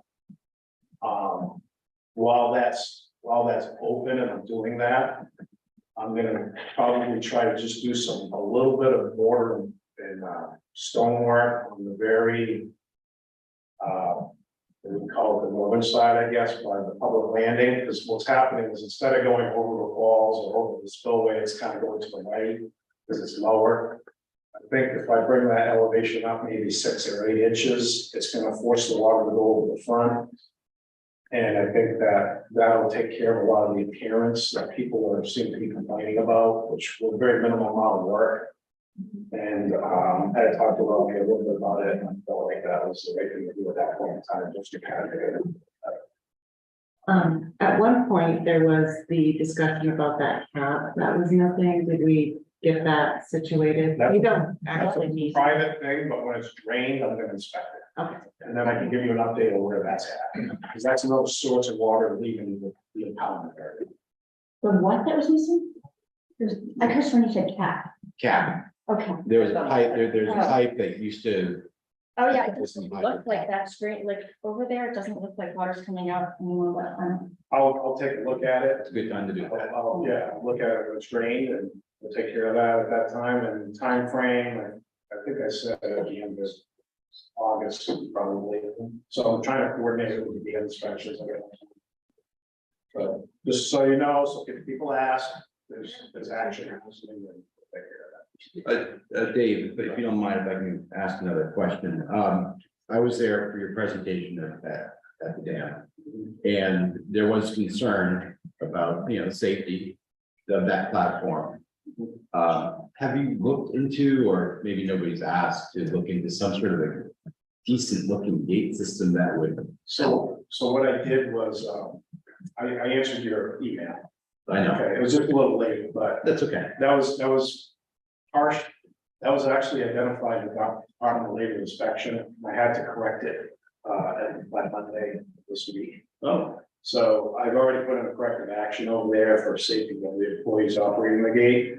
So I drilled an epoxy in on an anchor point. We have a tether and a harness.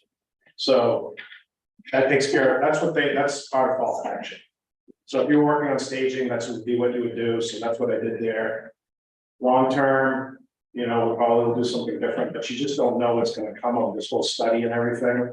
Things could get kind of shifted around, maybe things will get changed a little bit. So I think before we go and make a huge investment, we might want to just wait and see what happens with the study and then. but the harness system, It meets all the requirements of fall protection. It's a quick and easy thing. You can't see it. Yeah. It's the easiest way to take care of it. good. Thank you, Dave. All right. Have a good night. So the next item on our agenda tonight is the piers, and I believe I'll turn it over to Audra and Jeremy, but they're looking for some select board policy direction. And also Bill's here as a resource.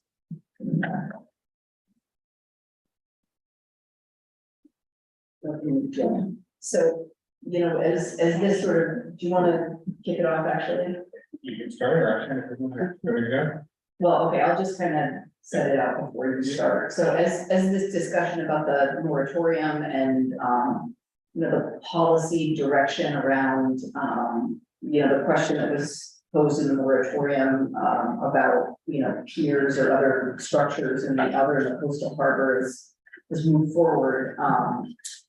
We've gotten input from both the planning board and the harbor committee. But I think the one thing that we feel like we need in order to sort of move forward with any amendments to the code, whether it be the harbor and waterways section of the zoning chapter of the code, is direction from the select board on, you know, what you want us to come up with for a, you know, policy proposal for the voters. So I'm gonna sort of turn it over to Jeremy, you know, to talk about some of the work that's been done already and, you know, just get, you know, set the table for your discussion about what kind of direction you're gonna give us. Yeah, that's helpful. Thank you. Because I think that what's been lacking a little bit is the direction from the select board. Initially, the moratorium got approved, the harbor committee was tasked with, you know, reviewing the ordinance based on the moratorium. They spent at least 9 meetings, going through it, came up with some, recommendations. And then they, you know, from that point, there still wasn't any guidance from the select board other than that. They gave that to the board at the same time, knowing that at this time we were back March of last year, February of last year, I think is when we extended the moratorium. The most recent time before you did just now was February, right? And so at that time, I knew that we're dealing, you know, you were talking about the warrant articles and how to get something on the ballot, and knowing that we have to make progress and move things along. You can't just carry moratoriums out forever and not do anything. You actually have to make progress, change the ordinance if that's what the town decides to do. So the harbor committee came over there. So at the same time, I was trying to move along zoning ordinance amendments because the code, piers are regulated by the harbor and waterway ordinance and the zoning ordinance, both ordinances. They need to match up, right? You can't have one say you can do this and this one says you can do this. They got to match up. So the harbor committee did what they did. I took those recommendations from the harbor committee and kind of put them in zoning amendments that would went to a planning board hearing. Planning board held a hearing on those proposed amendments. We were trying to move those to, again, get to June of last year.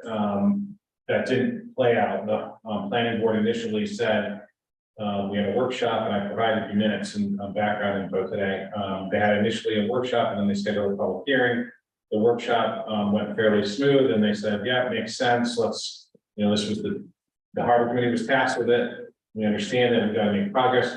Let's have a public hearing on these changes. Planning board held a hearing. At that same time, they started discussing a little bit, well, is there wiggle room here? You know, should we regulate them more? Should we prohibit them? The idea, though, after the public hearing was that they should move these things to voters, as is, the harbor committee recommendations as is. With a caveat that the select board should tell the planning board, give them guidance and say, okay, do you guys want us to further look at this? That hasn't happened. So the board, you know, they've discussed it a couple of times in workshop sessions. Where they've toyed with, and it talks about it in the minutes that, you know, there's some, I think, general consensus, and we talked about it at the joint meeting, about prohibiting any new piers in the outer and coastal harbor. If that's where the board wants to go, that cannot be ready for November. It's just not possible.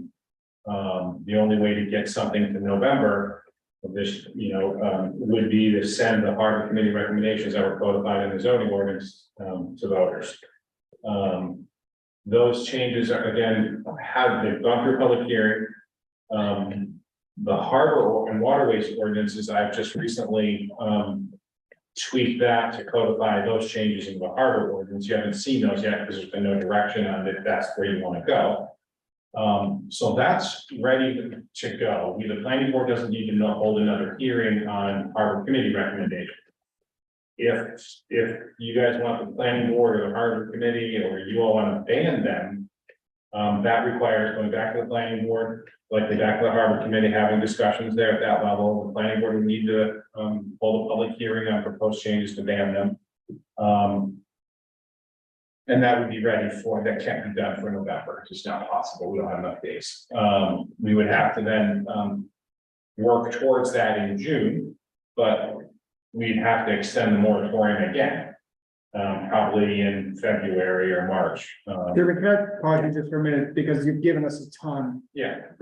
So the harbor committee recommendations have already been codified, or potentially, They're drafted. Drafted. And the planning board held a public hearing. on it. okay. Can you review what those are, Sure. so we, Sure. those are concrete? Yeah, if you, just for the record and people out there, if they're listening, in my memo, in the overview piece on the hearing, that you had earlier, they included, requiring site plan approval and a building permit for something that we now call land attached floats. And land attached floats are something that is kind of, not regulated right now, and these are. Is floats. this in the packet? Yeah. Yeah. Where, what Yeah, page? it's in the harbor committee. I think it's on page 22. 22 thing. My only reason I say this is because I printed it 21 through 54. Yeah. Yeah. All right, continue, thank you, sorry. So yeah, there was these land attached floats, and these are floats that are not just moored in the water. These are floats that are actually serviced by a gangway or walkway from land. Those never really were regulated. There wasn't a building permit required. It was kind of in a wishy-washy gray area. And we've seen a couple of those, at least one I know, show up in Sherman's Cove. And I know the select board at the time, had some concerns about the process, why they weren't regulated. And we had to look at the ordinance and was like, well, they're really not regulated. But the harbor committee was they identified that as a concern. So we came up with a definition for land attached floats. And would require site plan approval and a building permit for those, much like a pier would require site plan approval. That's one change. The other change would be increasing the height of the walkway of piers and wharves adjacent to the outer harbor from to 8 feet from 6 feet from mean high water. And then require piers be designed in a manner that allows them to be raised and or structurally reinforced so that piers should mitigate the increased adverse impact of sea level rise. Those are the only changes. That's in the outer harbor. In the coastal harbor, the only change was requiring them to be able to be retrofitted for sea level rise. Those were the recommendations.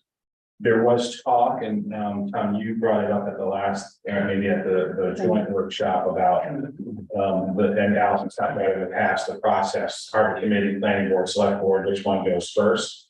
And Tom, I think appropriately said that there's a difference between you guys don't get in the middle of site plan reviews normally, select board, because it's private property.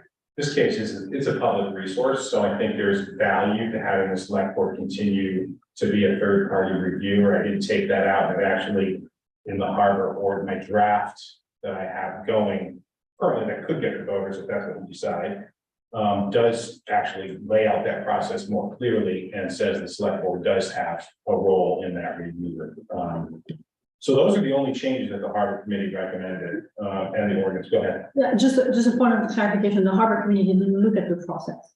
Excuse me? The harbor committee did not look at the process. No, they did not. The You're right. scope of their work was, Yes. did not include Correct. this process, which has been troublesome. Right, because that wasn't identified in the moratorium either. So that was something that That's I a heard bonus, rumblings yeah. at the select board level. Yeah. Planning board's talked about it a little bit, but I felt there's enough value in the public resource and enough value for the select board to just stay involved and just, again, be one of the committees of boards that has to approve a pier or land as well. And that's where we are.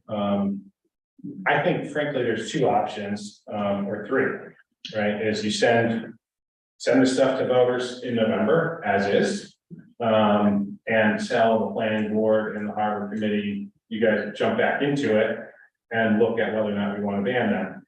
That's an option. Or, and they continue while it goes to voters, or you just say, planning board, look at banning them and hold a public hearing, draft some ordinances that would prohibit them.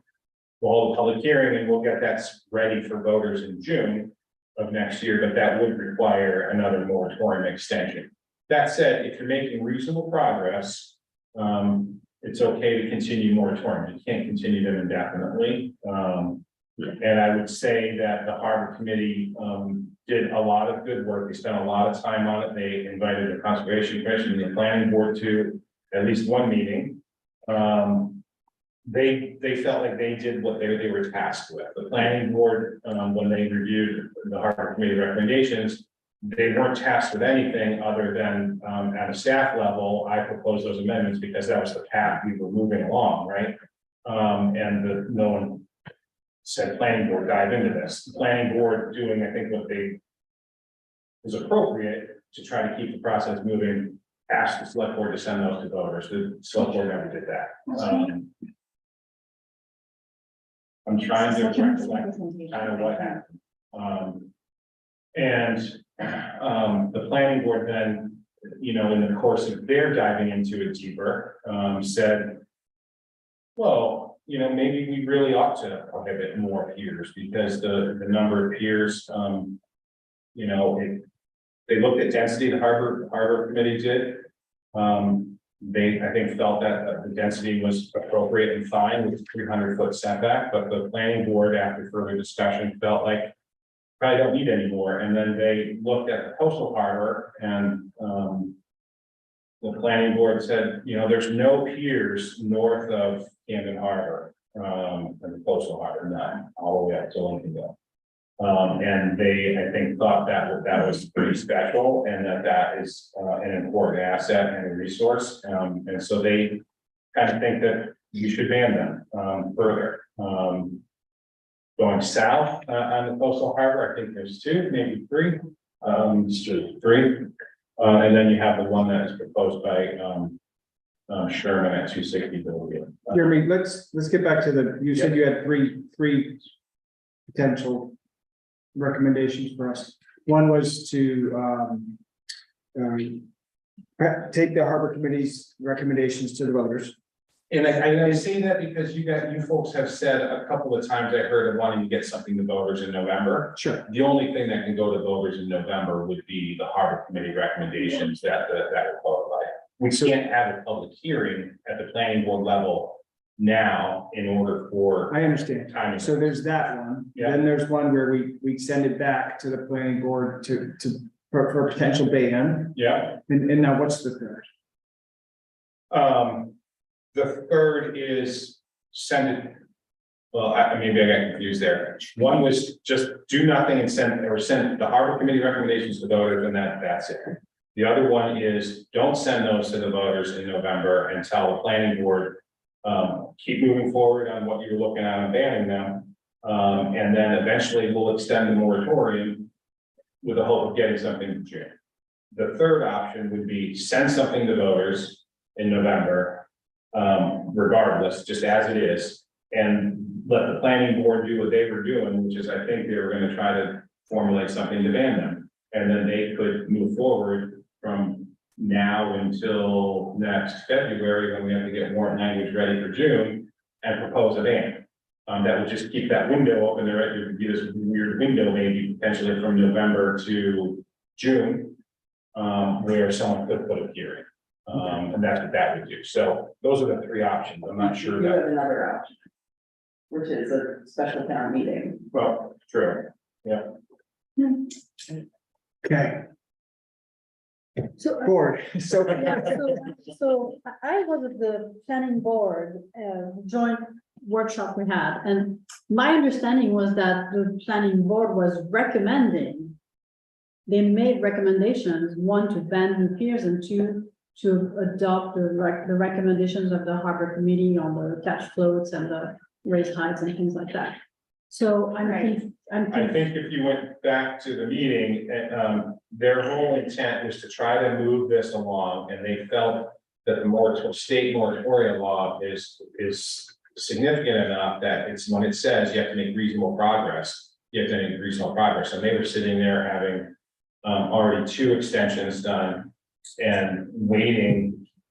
So I think they just felt, okay, this is what the harbor committee was tasked with doing, let's move these along. And they did that. I mean, They they did that. If you look in the minutes, they moved those forward with a recommendation, let's go to voters. But at the same time, they said, we'd also like to look at it.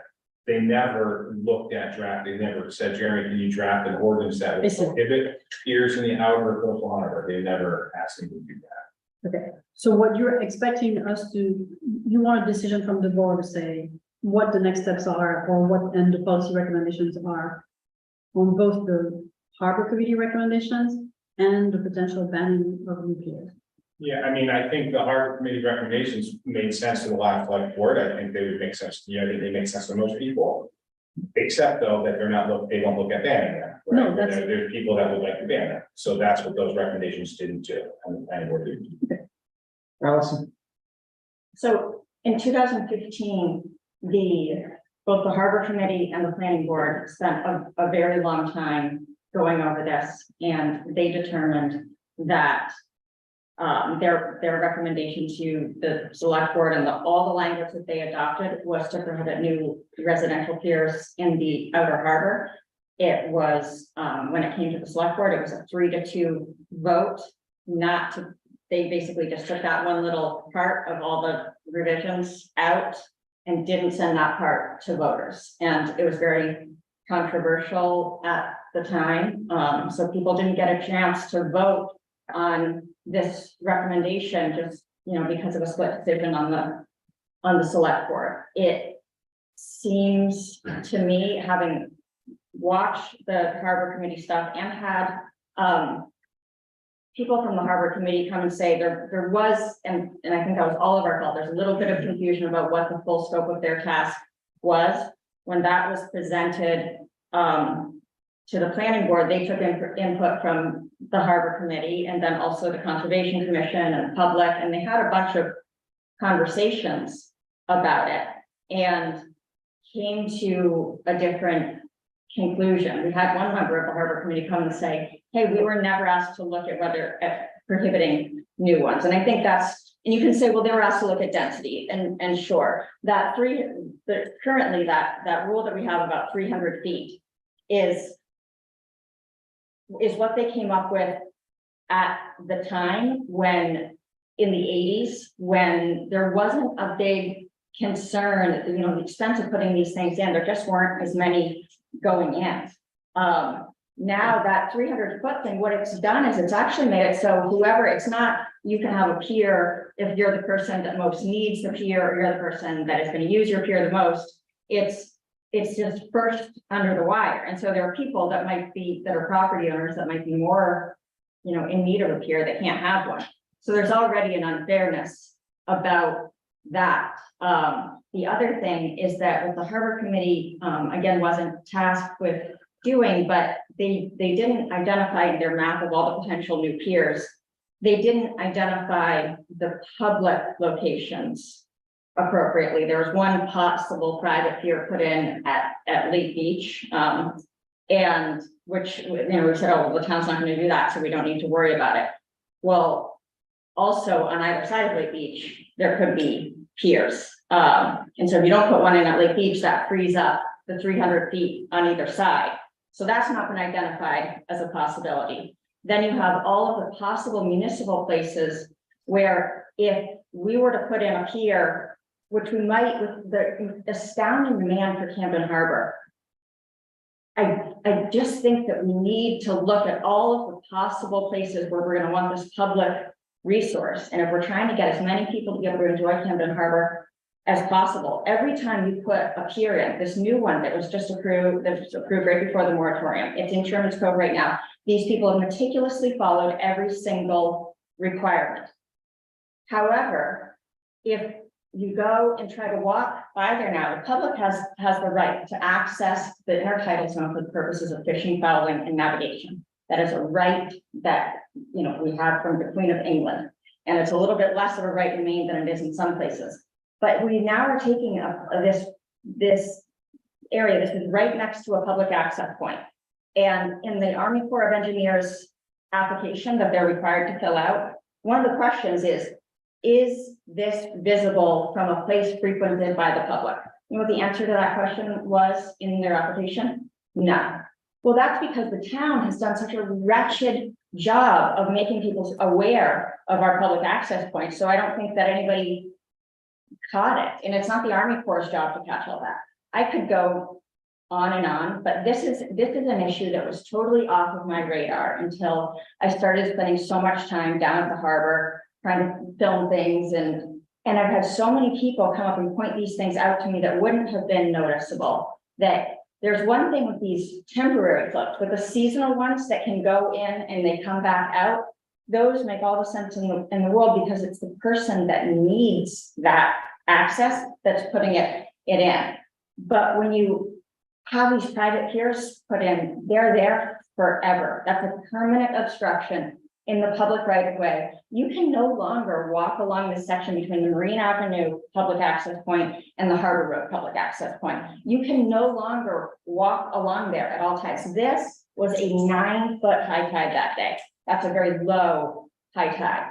So we have so many times in the past given away public resources because we thought, okay, well, it's just not significant enough. It doesn't make a big enough difference. And we have a responsibility to safeguard. We're the only ones that are concerned about that public space. And we shouldn't give any more of it away for private interest. One mooring had to be relocated. For people wait on mooring lists for 20 years, for years and years. And one taking away, and with sea level rise, more of this space is going to be possible to have for moorings in the future than it is now. So the relocation of one mooring, when you're taking away that public space and reserving it forever for private space, I just think the voters deserve to be able to vote on this. If people don't want to prohibit new ones, then fine, but there's been so much discussion about this over the years. People deserve to finally be able to at least vote on that. Yeah, I would support going ahead with the 4 different pieces that are part of the ordinance now for a vote on those things the planning board worked on. At least, they're 2 separate issues. One issue is try to change the ordinances so that there is, relevance and structural needs for sea level rise. That's a big part of that ordinance change. Do that now, and then in June, go ahead and do a separate vote on how the townspeople feel about banning, and you won't be mixing the 2 issues together that way. There still is the process in place that the select board would have to make a decision on to allow someone's new pier anyway. So we're still in place to make a decision on the next application for a pier. But let's separate the 2 items because otherwise it could be confusing. Let's put these things in place to the voters that are provisions for sea level rise that people seem to be interested in. Those seem to make sense. And then on a separate vote in June, go with the, if the planning board wants to go ahead and make a recommendation on ban or not to ban, put that as a separate vote, as a single issue in June. Thank you, Chris. Sophie? So, but isn't there an issue there? So we've just expanded the moratorium, but the moratorium does not cover the bans. The moratorium does not cover banning here. Well, the moratorium effectively bans them until the moratorium Well, either this is changes fair. or goes away. But in the moratorium, did we say specifically that we would look at banning them? No. My question is, can we use the extended moratorium to do what Chris proposes, to have something in June for banning? Is it covered by the moratorium? Sure, I mean, I think the moratorium, if you look at the moratorium, the way that it was drafted, and I helped draft that, and voters approved, if you look at all of the whereases, I think one could say that, looking at prohibiting them is not, like banning them is appropriate. I think one could say that, and that falls within the moratorium language, like you could do that, but right now, the planning board never drafted any ordinance, we haven't held any hearings on banning them, right?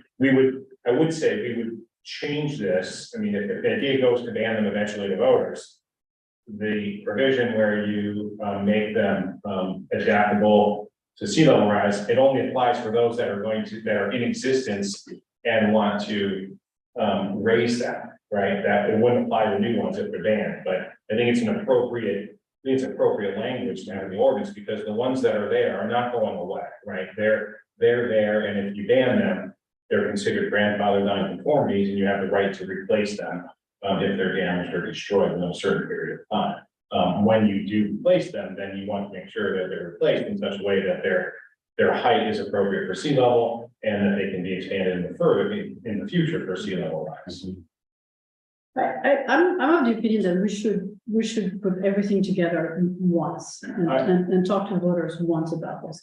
And it also gives us the opportunity to clarify the process, which I still think requires some attention. And then we can harmonize both the harbor and waterways ordinance and the planning ordinance. I think there's no reason that we need to rush to put something in front of voters in November. I think that's true. The only reason I mentioned that as an option is because you folks have mentioned on a number of occasions trying to get something to voters. So I just wanted to be clear what could get the voters.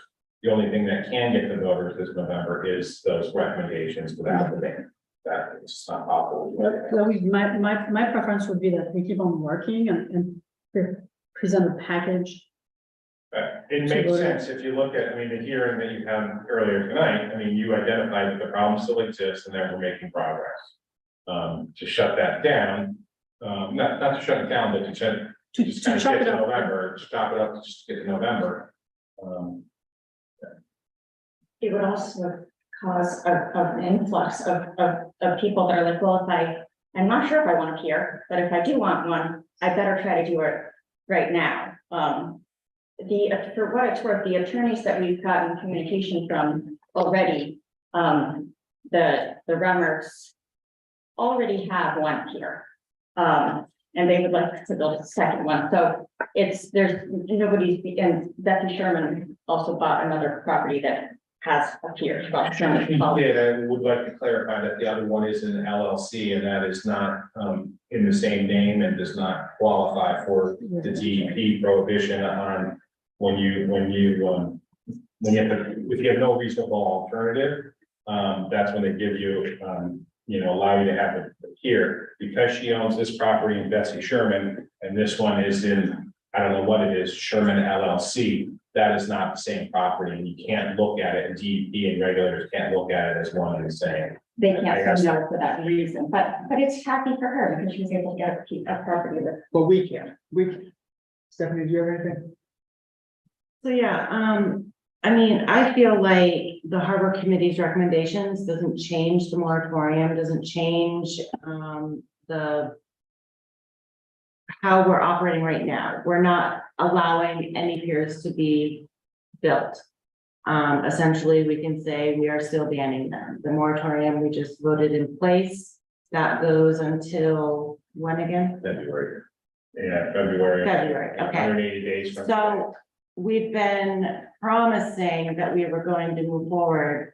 This Harbor Committee's recommendations, it doesn't hinder putting them on the ballot right now. Almost like a good faith kind of move that we are moving forward. We've been promising something to be on the ballot. June is a whole nother year away. I would feel much better moving forward with putting the Harbor Committee's recommendations on the ballot. And then coming up in February, having the discussion of the moratorium again. It sounds like we have consensus that it's going to be pushed forward again, but right now I feel like that is a secondary to what we've been promising since the moratorium has been put into place. Yeah, I'm thinking, and Bill Kelly's on the line, I think it might get a little wonky. If you send them to voters, right? In theory, what happens is you've got a moratorium in place, you draft your ordinances to address the issues in the moratorium. You send those ordinance changes to voters approve them, then in theory, your moratorium goes away because the issues were addressed, right? That's kind of in theory how it's supposed to work. if you want to keep going on regulating them more, Right. I mean, it seems like. That would be my second, is to then ask the planning board to then, or the harbor committee, whichever one is appropriate, to start and I would like to see not just a focus on banning, but to kind of have it be pros and cons of each. I know that we've been hearing from Allison on many points on the cons of it. There are pros of having piers. People may not agree, stop looking at me. I was just trying to lighten the mood a little bit, but I would like to push forward with the discussion of the ban and the pros and cons of each, just to have it seem like it's a more fair process. Instead of saying, we're gonna direct you to look at banning the piers, and that is it. And I would more like to expand it, pros and cons. Yeah, I mean, I think that plays out at the planning board level, at the public hearing process. To be honest, I mean, they'll have workshops on it and they'll have a public Right. hearing. But don't we have to be a little bit, it seems like we weren't pinpointed enough for them to feel like they. Well, the planning board, they weren't directed to do anything, Correct. right? They So- weren't directed to do anything. And I get the feeling that people had thought that they had been given some sort of direction. So, I mean, moving forward with the harbor committee recommendations, asking the planning board to move forward with the peer discussion would be my. And I guess the question is does the moratorium go away if you send the harbor recommendations to voters? Well, I mean, I'm only. Should we give that to Bill? Is Bill Yeah. available? I mean, he's the one that might be able to answer I that. mean, you gave us these options at the very beginning of this, so. You understand that question, Bill? Can you all hear me? Yes. The answer is yes. If you present an ordinance amendment to the voters on the very issues that are part of the moratorium, then I think it's going to be very difficult to say the moratorium is still in effect, because you will have addressed the problem that the moratorium was focused on. So I'm not aware of any particular case on this, but I think it would be very difficult to say that the moratorium was still in effect. Now, that said, a simple solution would be you adopt the harbor committee, propose the harbor committee amendments to the voters. And you could then, if you felt there were still issues that had not been addressed, then you could address a more narrow moratorium on whatever you thought was still of concern, a problem. That would be legally defendable, but I would have a hard time defending the moratorium still being in effect after you put it to the voters. Even though not all items in the moratorium, whereas statements would have been addressed by the ordinances. Correct. That's a good point. I mean, we talked about, that goes similar, Bill, to what we talked about, the last time we had this on extending it, right? I said you got a couple of options, and that was pull the coastal out, pull the outer harbor, or keep it going for the outer, but pull the coastal out of the moratorium, and that was the select board did not move forward. But that allows the select board, that gives the select board the authority to kind of narrow the scope of a moratorium. That doesn't have to go to voters again, right? Correct. Go ahead, Allison, please. Would there be a way to, in order to take advantage of the election, to ask people a non-binding question to help guide our future work on the ordinance? You know, just the non-binding question of, do you want to prohibit new private residential piers in the coastal harbor? Do you want to prohibit new private coast? Would that be allowable, or it seems like so much of this is getting down to trying to figure out really what people want, and all that public hearing process is timely once we've perfectly drafted everything. Could we ask them this time and then use that to inform how we go forward with the planning board or the harbor committee or whoever? And if we could do it for that, can we do that for the dam as well? Yeah. That question. If we can ask them if they're happy to get rid of it. That's you, Bill. Yeah, go ahead, Bill. Yeah, a straw poll, a advisory vote will not affect the moratorium's validity as a continuing moratorium. So unlike if you put an article to the voters that addresses the issues head on, a mere referendum is not going to make the moratorium invalid. So it's a different result. And to answer your question, Allison, my opinion on that is that's our job. Our job is to talk to people around town, to be informed about, what we think. My personal preference would be to have this as two separate votes, but what I'm understanding here is if we do that, we may lose this moratorium. Or we would certainly have to add the moratorium, make something more narrow in scope. Right. So if that's possible, I would lean towards putting the Harbor Committee's recommendations towards the voters and then bringing before the board as a separate agenda item, a more narrow scope of restriction. I 100% agree with that. I will say that I am opposed to, and I think that it's very justifiable that anytime you're giving away a public asset for a private interest, in my opinion, that's a very questionable decision.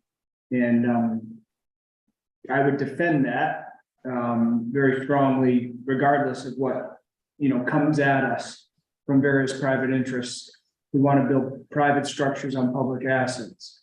I think we have a very strong case there, regardless of moratorium or not. But the select board still has the right to approve or not approve. You do, but you have standards, right? It's not, I don't like peers, that's not a standard. Right. So you gotta, But the very thing I just outlined in that one simple sentence of private structure on a public asset alone is enough to justify denying any such structure, whether it's in the harbor, out of the harbor, or on any land. Well, that's what I tried to argue. So I was the only person, I can't remember who was on the board or not, but what it goes through are 5 or several criteria where you say there's a finding of whether there's a substantial impact or not a substantial impact. And so to all these different things, to shellfish harvesting, to pedestrian access, to moorings, my argument at the time was that, it's all in your definition of substantial. So to me, the forced relocation of one mooring was a substantial impact. But, and so that's where we've seen, somebody was telling me the other day, oh, it's impossible to get the harbor committee to recommend a new pier. And I was like, well, I don't know what you're talking about. They seem to approve them all, but it seems to have come down to, like, historically, the people on this board and others, the definition of substantial. sure. Bill? I might be able to put a little context around this. So whatever you decide to put to the voters, and let's use the banning model here. Let's say you're going to vote, put an article to the voters to ban piers in some area or all areas. The 2 things should happen. One is you should be clear when the select board reviews that and puts the article forward as to what your legislative findings are as to why you think they should be banned. And as long as you have what's called a rational basis for your decision, then that amendment would be upheld by the courts, because it's a fairly low level of scrutiny for most ordinance amendments, as long as it doesn't affect a protected class, of just having a rational basis. And the way that's demonstrated, if anybody challenges it, is because you have made clear in the legislative record when you put it forward why you think it should be banned. That's sort of Tom's point a minute ago. So just those 2 points. You have a lot of discretion to put articles forward to the voters, as long as there's a reasonable, rational basis for the article. Stephanie? So my only, I'm just kind of upset that you're now telling us that we really shouldn't put anything to the voters because we haven't given adequate information to the planning board and the harbor committee. This has been going on for a year and a half. What are we doing? I just feel a little bit aggravated by that. We're coming up to November. It's been at least a year and a half. And now you're saying we need to start all over again. It's kind of how I feel, and start building another case to push the moratorium and not put anything to the voters. that the three little items, I think is what you said, that the harbor committee is putting Yeah. forward. I mean, that was my recommendation in June, to go to voters in June, should have gone to voters in June, that was what I was thinking that was going to happen based on the process that was laid out. Right, the planning board got to June, they had it ready to go to June. Which part was ready to go into? The harbor committee recommendations were all codified in the zoning ordinance, they had a public hearing on it, they recommended that they go to voters in June. The select board at that time, before they were coming up with the warrant language, decided not to move that forward. The planning board also was initially told that they didn't get to make any policy decisions, but they said their job was just to take the harbor committee's and basically copy and paste them into the zoning ordinance. There's a big difference between the harbor committee, which is an advisory board, not to the planning board, but to the select board. And that never, and maybe that was because of the leadership on the select board at the time, or whatever, that those harbor committee recommendations should have been discussed first by the select board. And then a decision should have been made about that, whether the planning board was going to try to review and codify that. The planning board is a much more powerful group. That the planning board is its own board that has actual authority. And they did what they should have done, which was to say, whoa, we have jurisdiction over the zoning ordinance. You're telling us just to, copy and paste what the harbor committee says, but they took the time to review based on the Conservation Commission's input and a lot of the public. And they said, many of them went from thinking, oh yeah, this will be fine, to thinking, I've thought about this a little bit more and this deserves more review. And then we had a meeting here where we all said, yeah, this deserves more review. I too am really surprised that we don't have, I thought tonight we would be looking at whether we were going to pass along the most recent planning board's recommendations, which I thought were pretty clear based on everything from the Penn Bay pilot article to talking to Ethan, that we're unanimous. This is where we are. We think they should be prohibited. But they never had a public hearing on it. They So never drafted an ordinance. We're at 9:10. What I'm hearing here, and this is just a discussion item, and the board seems to be pretty clear. We would like to, and I know you maybe said something different, but and feel free to speak after me, please. We'd like to potentially see something move to the November ballot, the harbor committee's recommendations. Given that, and again, I'd like to speak for yourself.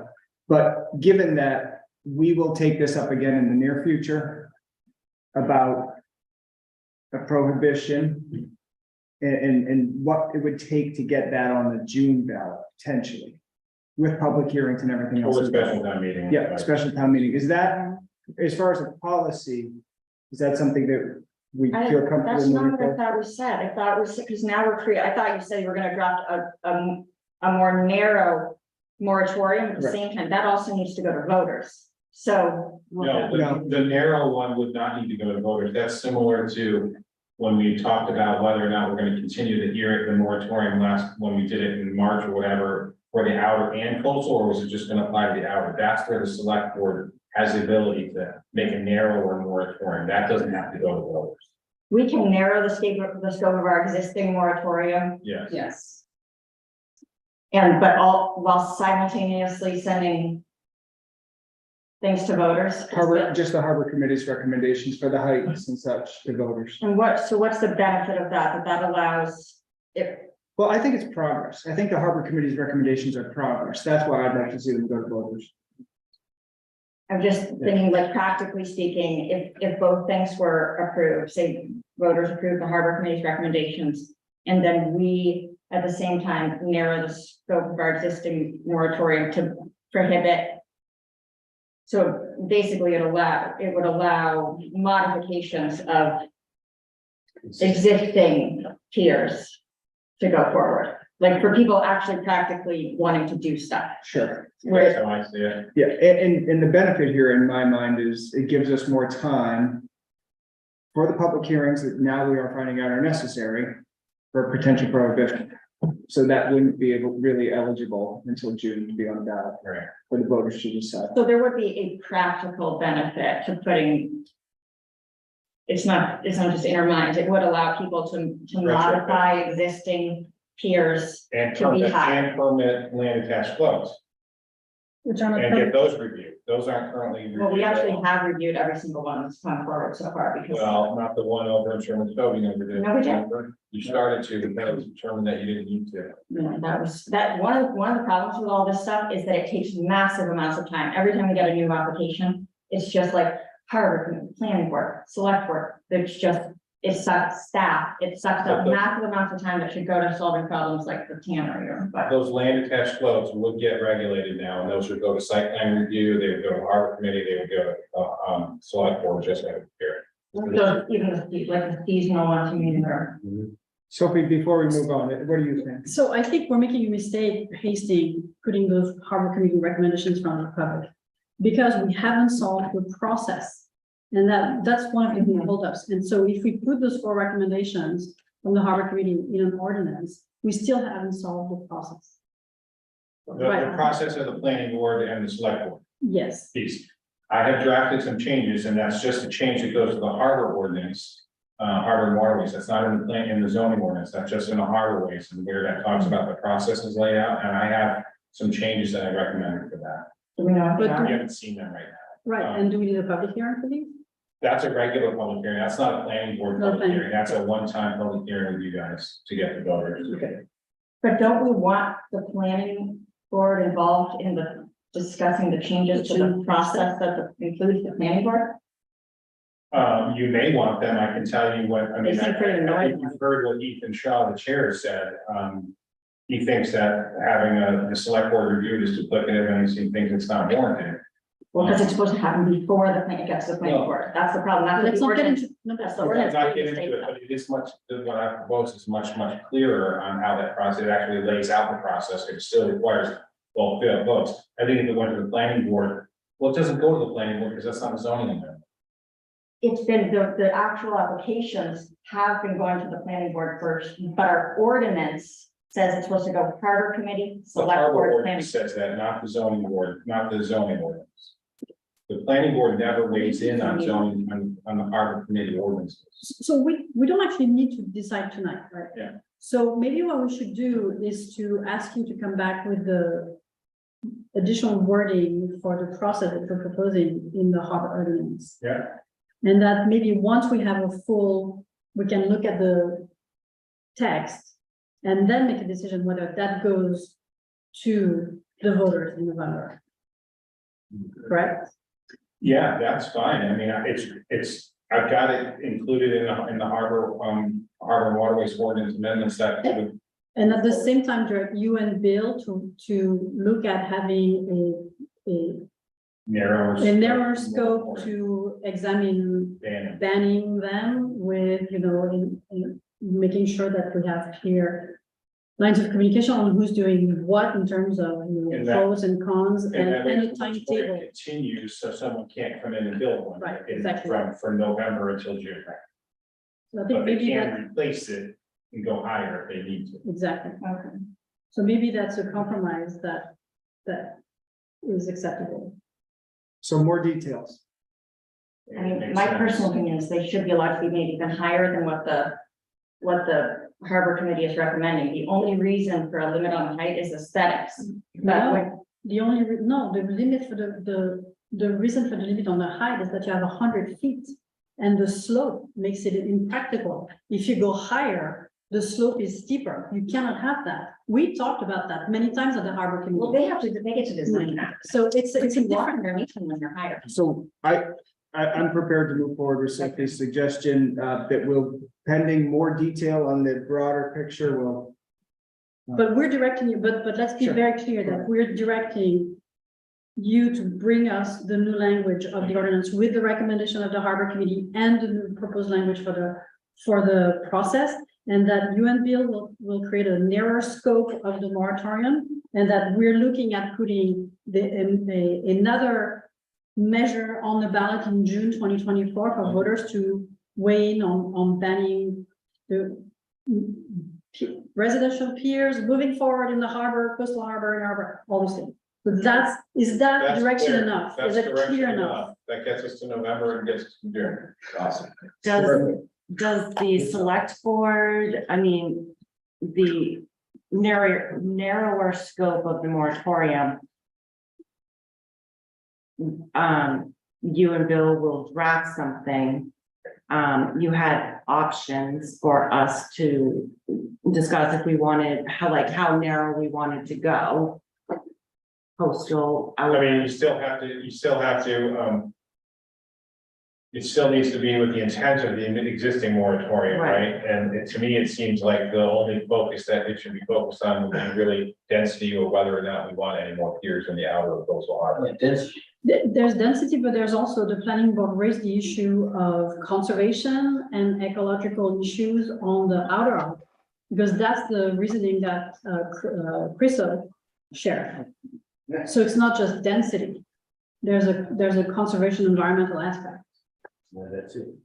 And density can be related to that. Yeah, I mean, I think overall, both the harbor committee and the planning board felt that the Army Corps and the DEP generally handle those issues, and they're not experts in that field, and they rely on the federal and state regulators to address those issues. Yeah, but I really don't want to give, I mean, I don't want the planning board to have a run around saying, oh, we didn't, and look at environmental and conservation, which is something that we said was one of the rationale for their recommendation to ban piers in the outer harbor, so. Jeremy, Let's just make it. Do you kind of get the way we're leaning? I do. There's a pretty broad consensus here. It's about, kind of about the order, and Yeah. it's more order sequence than it is about what we'd like to see. Yeah. Okay, moving on, we're at 9:20. Select board bylaws. I would vote that we table that and have another time. How do you feel about that? I think I agree, and I think the bylaws should be included in the workshop, in the select board workshop that we're planning on training and things like that. Thank you. Thanks for coming with the name.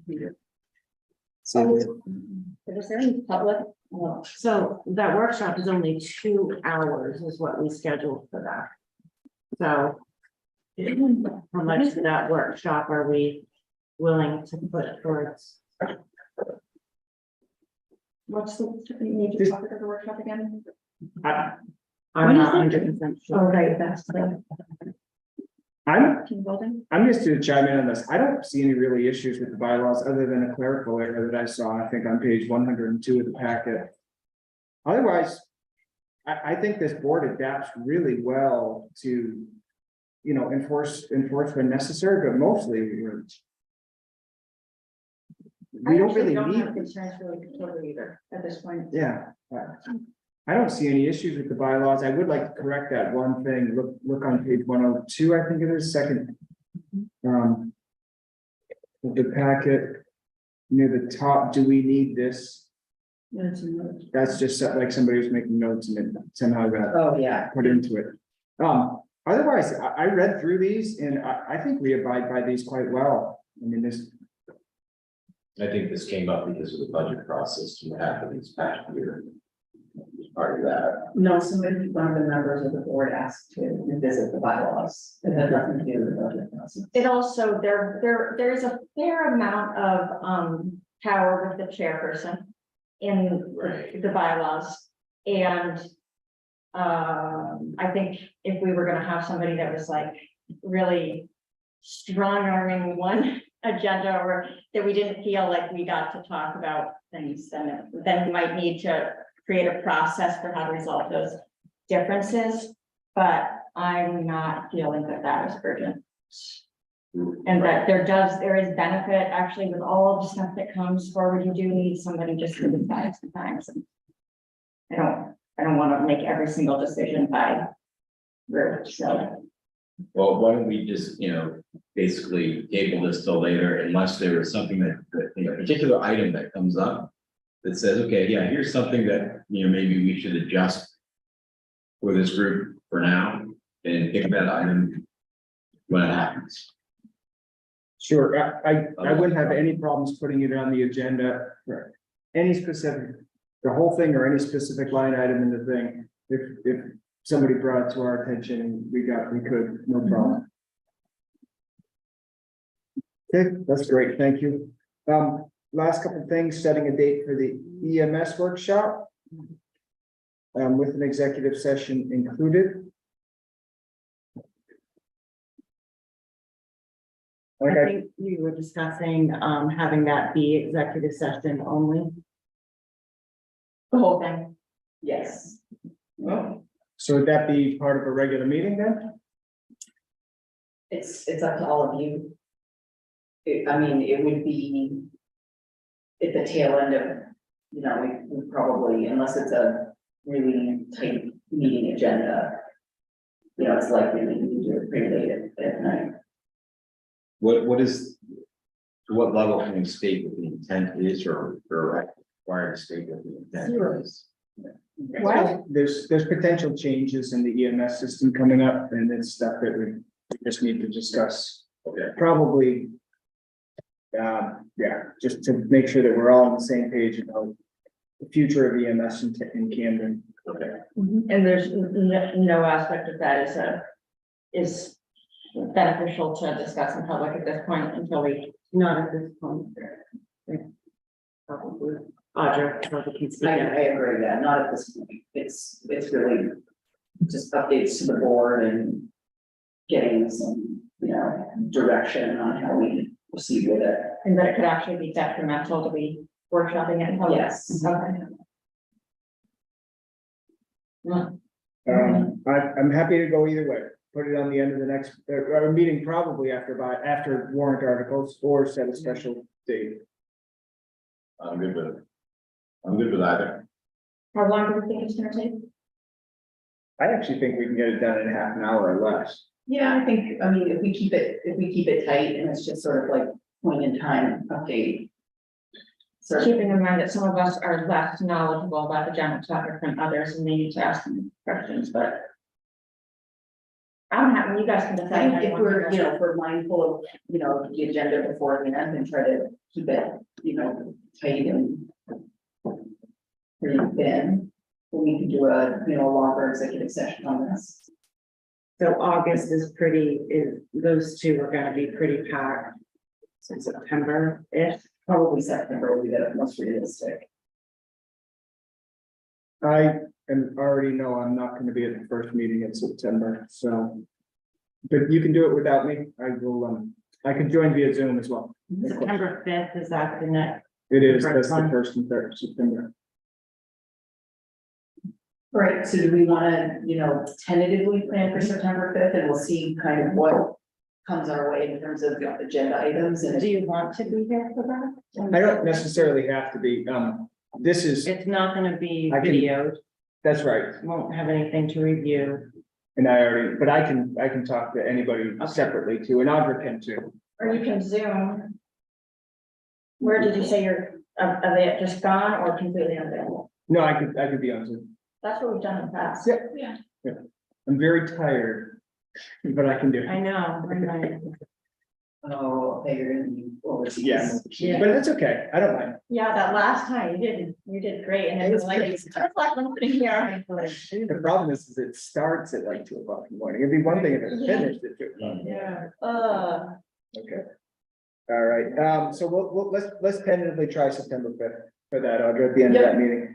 And then the next one is a meeting with the Rockport Select Board. Is this wastewater you want to try to meet? They just, it was common practice, team building. It was common practice, before I was here, or not, actually, no, there was some overlap when the two boards met regularly to talk about shared services and, current shared services and. Police, we did one about police. Yeah. Police department. I remember that. Yeah, so they would like to, resume those joint meetings so that. Oh, yeah. We can, Why not? get back onto talking about. Services that we share and common issues and that kind of stuff. Is there any negative impact to the discussions that are underway in the sewer shoot? I mean, I think it'd be difficult for it not to come up, but I mean, it could be. Is it beneficial problematic? for everybody being able to work together. Okay.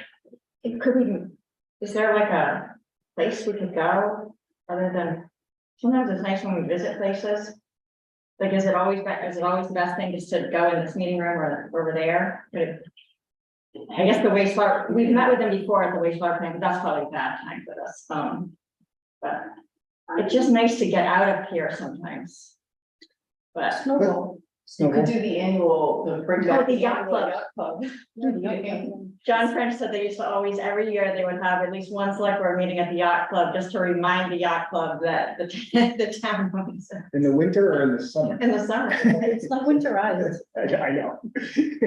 Hey, okay, so Okay, whatever. do you want to set it for, do they meet on Tuesdays as well? Is the rock? Mondays. Mondays? And they only meet once a month. Oh. But they're. Yeah.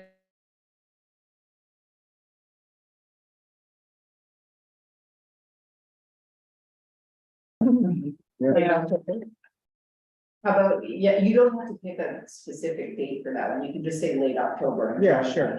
Yeah, negotiate. Yeah. See how that goes. Okay, agenda items for upcoming meetings. I have in here something left over from our very first meeting this board. Let's see if I can find it. I should have been more prepared. It's past 9:30 now. How late do we want to go? My feeling is we're almost done. We should wrap up the agenda, but I'm happy to entertain suggestions. I did write a report for you all. Some things to report, but I don't want to push my luck, so I can always send it to you in writing, because it's real. Well, we haven't had your report for a few Why don't I meetings. email the board a reminder of the agenda items that That would be- we discussed, and some of them we've actually checked off, which is great. So. And then we can email, I had a couple And things, email but I'll forward, email yeah, back. Absolutely. We will add them to the future agenda if you have suggestions. So moving on, Audra, manager's report. I have some really excellent news. So yesterday, we received correspondence from Senator Collins' office that $1.3 million in funding to connect the Mountainside Local Home Park to the town's wastewater system was approved through the Senate Appropriations Committee. So they still need to sort of reconcile the differences between the House bill and the Senate bill. It was included in both, though, our whole congressional delegation supported it. And then it goes to the president for sign off. So it's in the 2024 Transportation, Housing and Urban Development Appropriations Bill. So, you know, That's this is, amazing. it's amazing. It's very exciting. So you'll have to accept the funding, because when we were developing the application in partnership with Mountainside and it's an institute that works with community owned, cooperatively owned mobile home parks and communities like that across the country. Originally, they were going to be the applicant, and it didn't work out logistically. They weren't going to get support as easily as if the town were the applicant. So we are technically the applicant, so you'll have to accept the funding, because the select board is the only one that would be authority to accept grant funding. But this is a really, exciting project for Mountainside. So I don't know how many of you are aware of what's going on there currently. They've got sort of a crisis situation going on with their sewage, where they have an old truck that's about to break down. The driver was not in good enough health to keep trucking at least 3 loads of sewage every day. If it rains, it's closer to 6 loads of sewage every day from Mountainside to the treatment plant.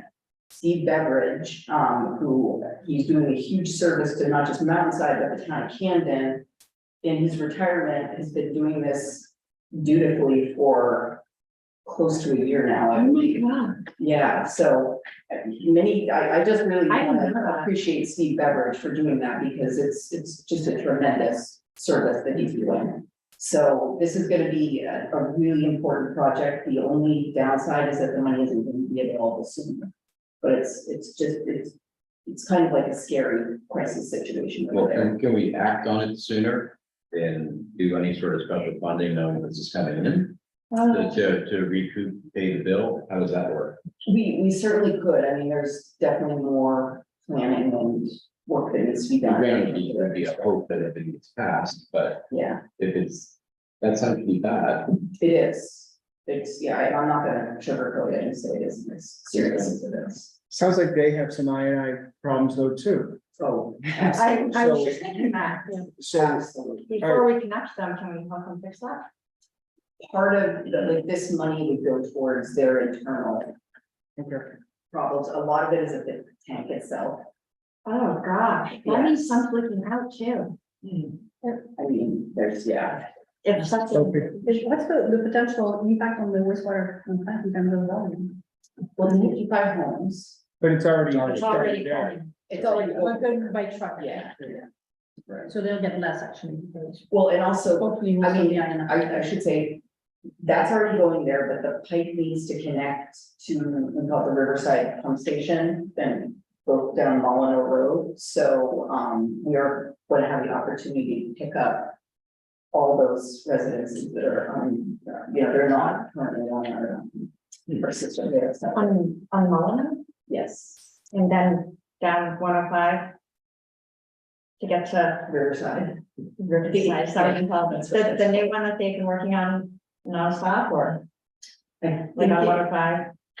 Yeah, it's the one, it connects in at 105, but I think that it already goes up to. I have to show you the plans, I don't quite remember. But yeah, it'd go down Molyneux, it'd go to that section of 52. I'm honestly surprised 1.3 million covers that. That's a lot of work.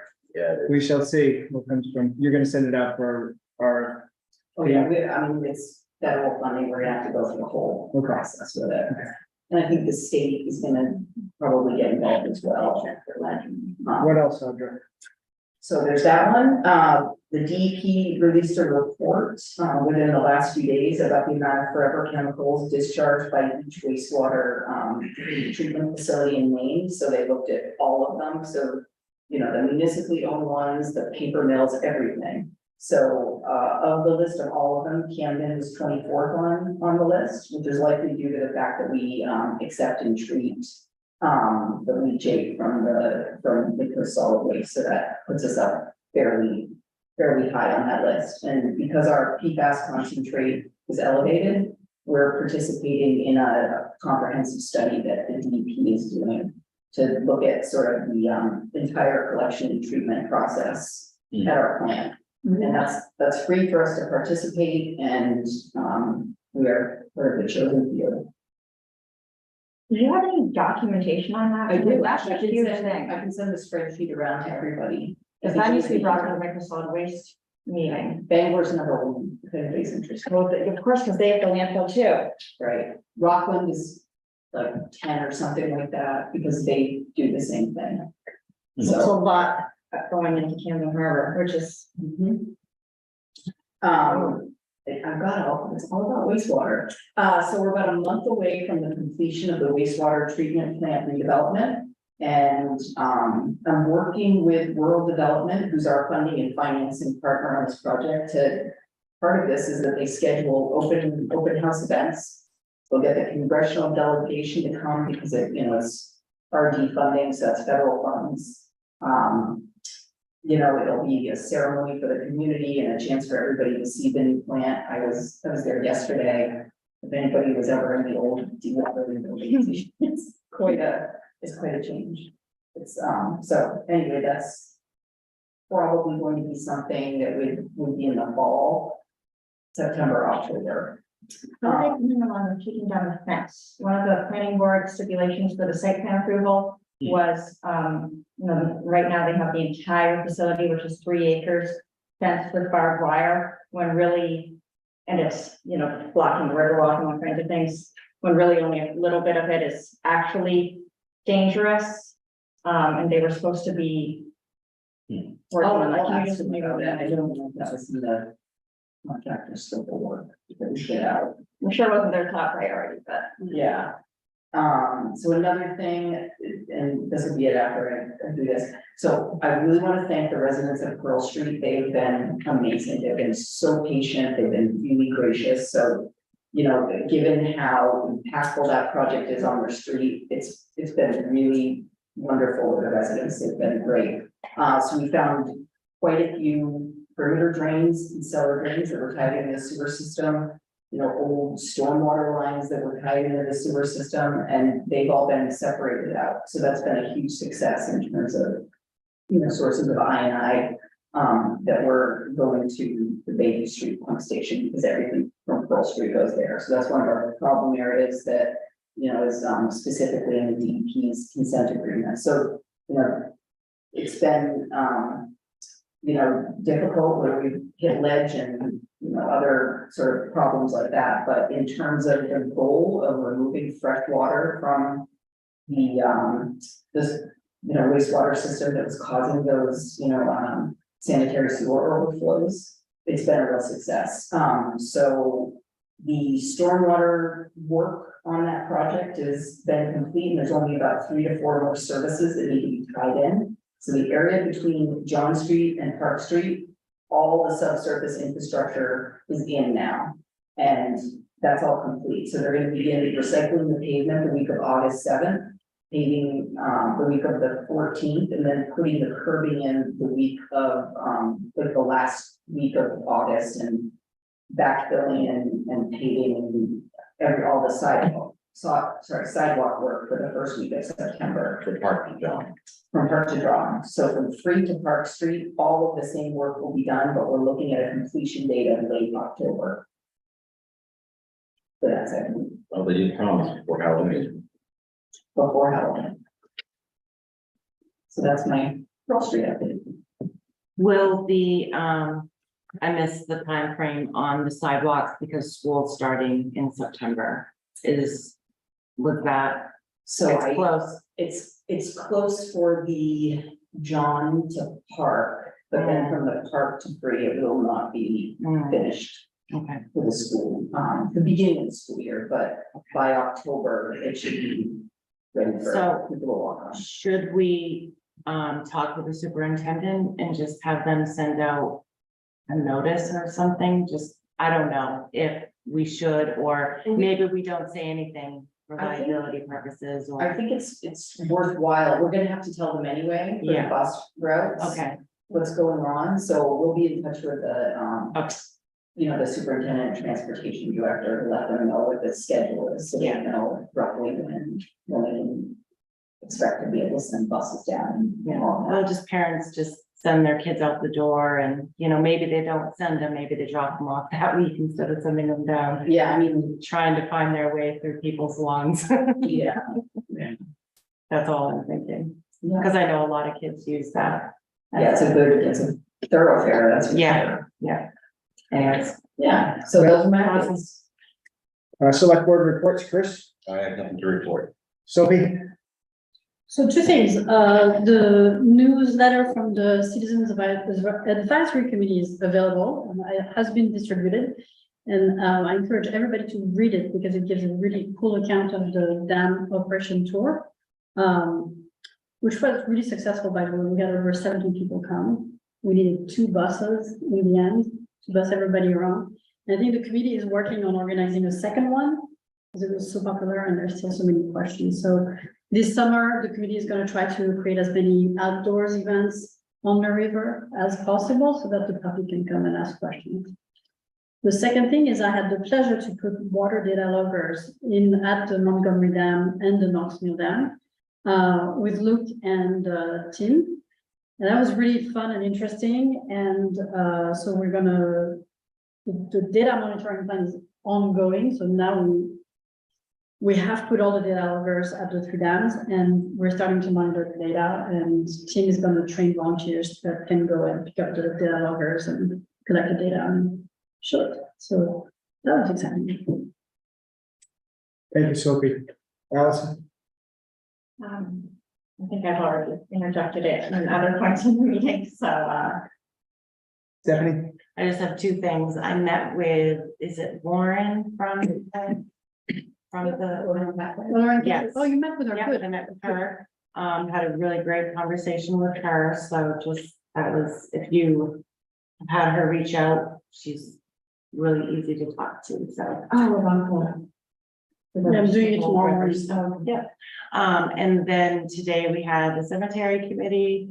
It's actually really interesting to learn about everything that they're doing, the process that they go through. It's a lot in there. I at first was like, why isn't Park and Recs doing this? Now I know, so I'm never asking that question again. Second, tomorrow night, Chris and I now have the EMS performance committee, so we'll have an update on that. That's all. Thank you.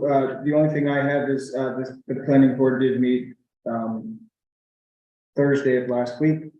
They discussed two things. And they were both proposed, zoning ordinance amendments. Let's see, I did watch it. They had to do with density.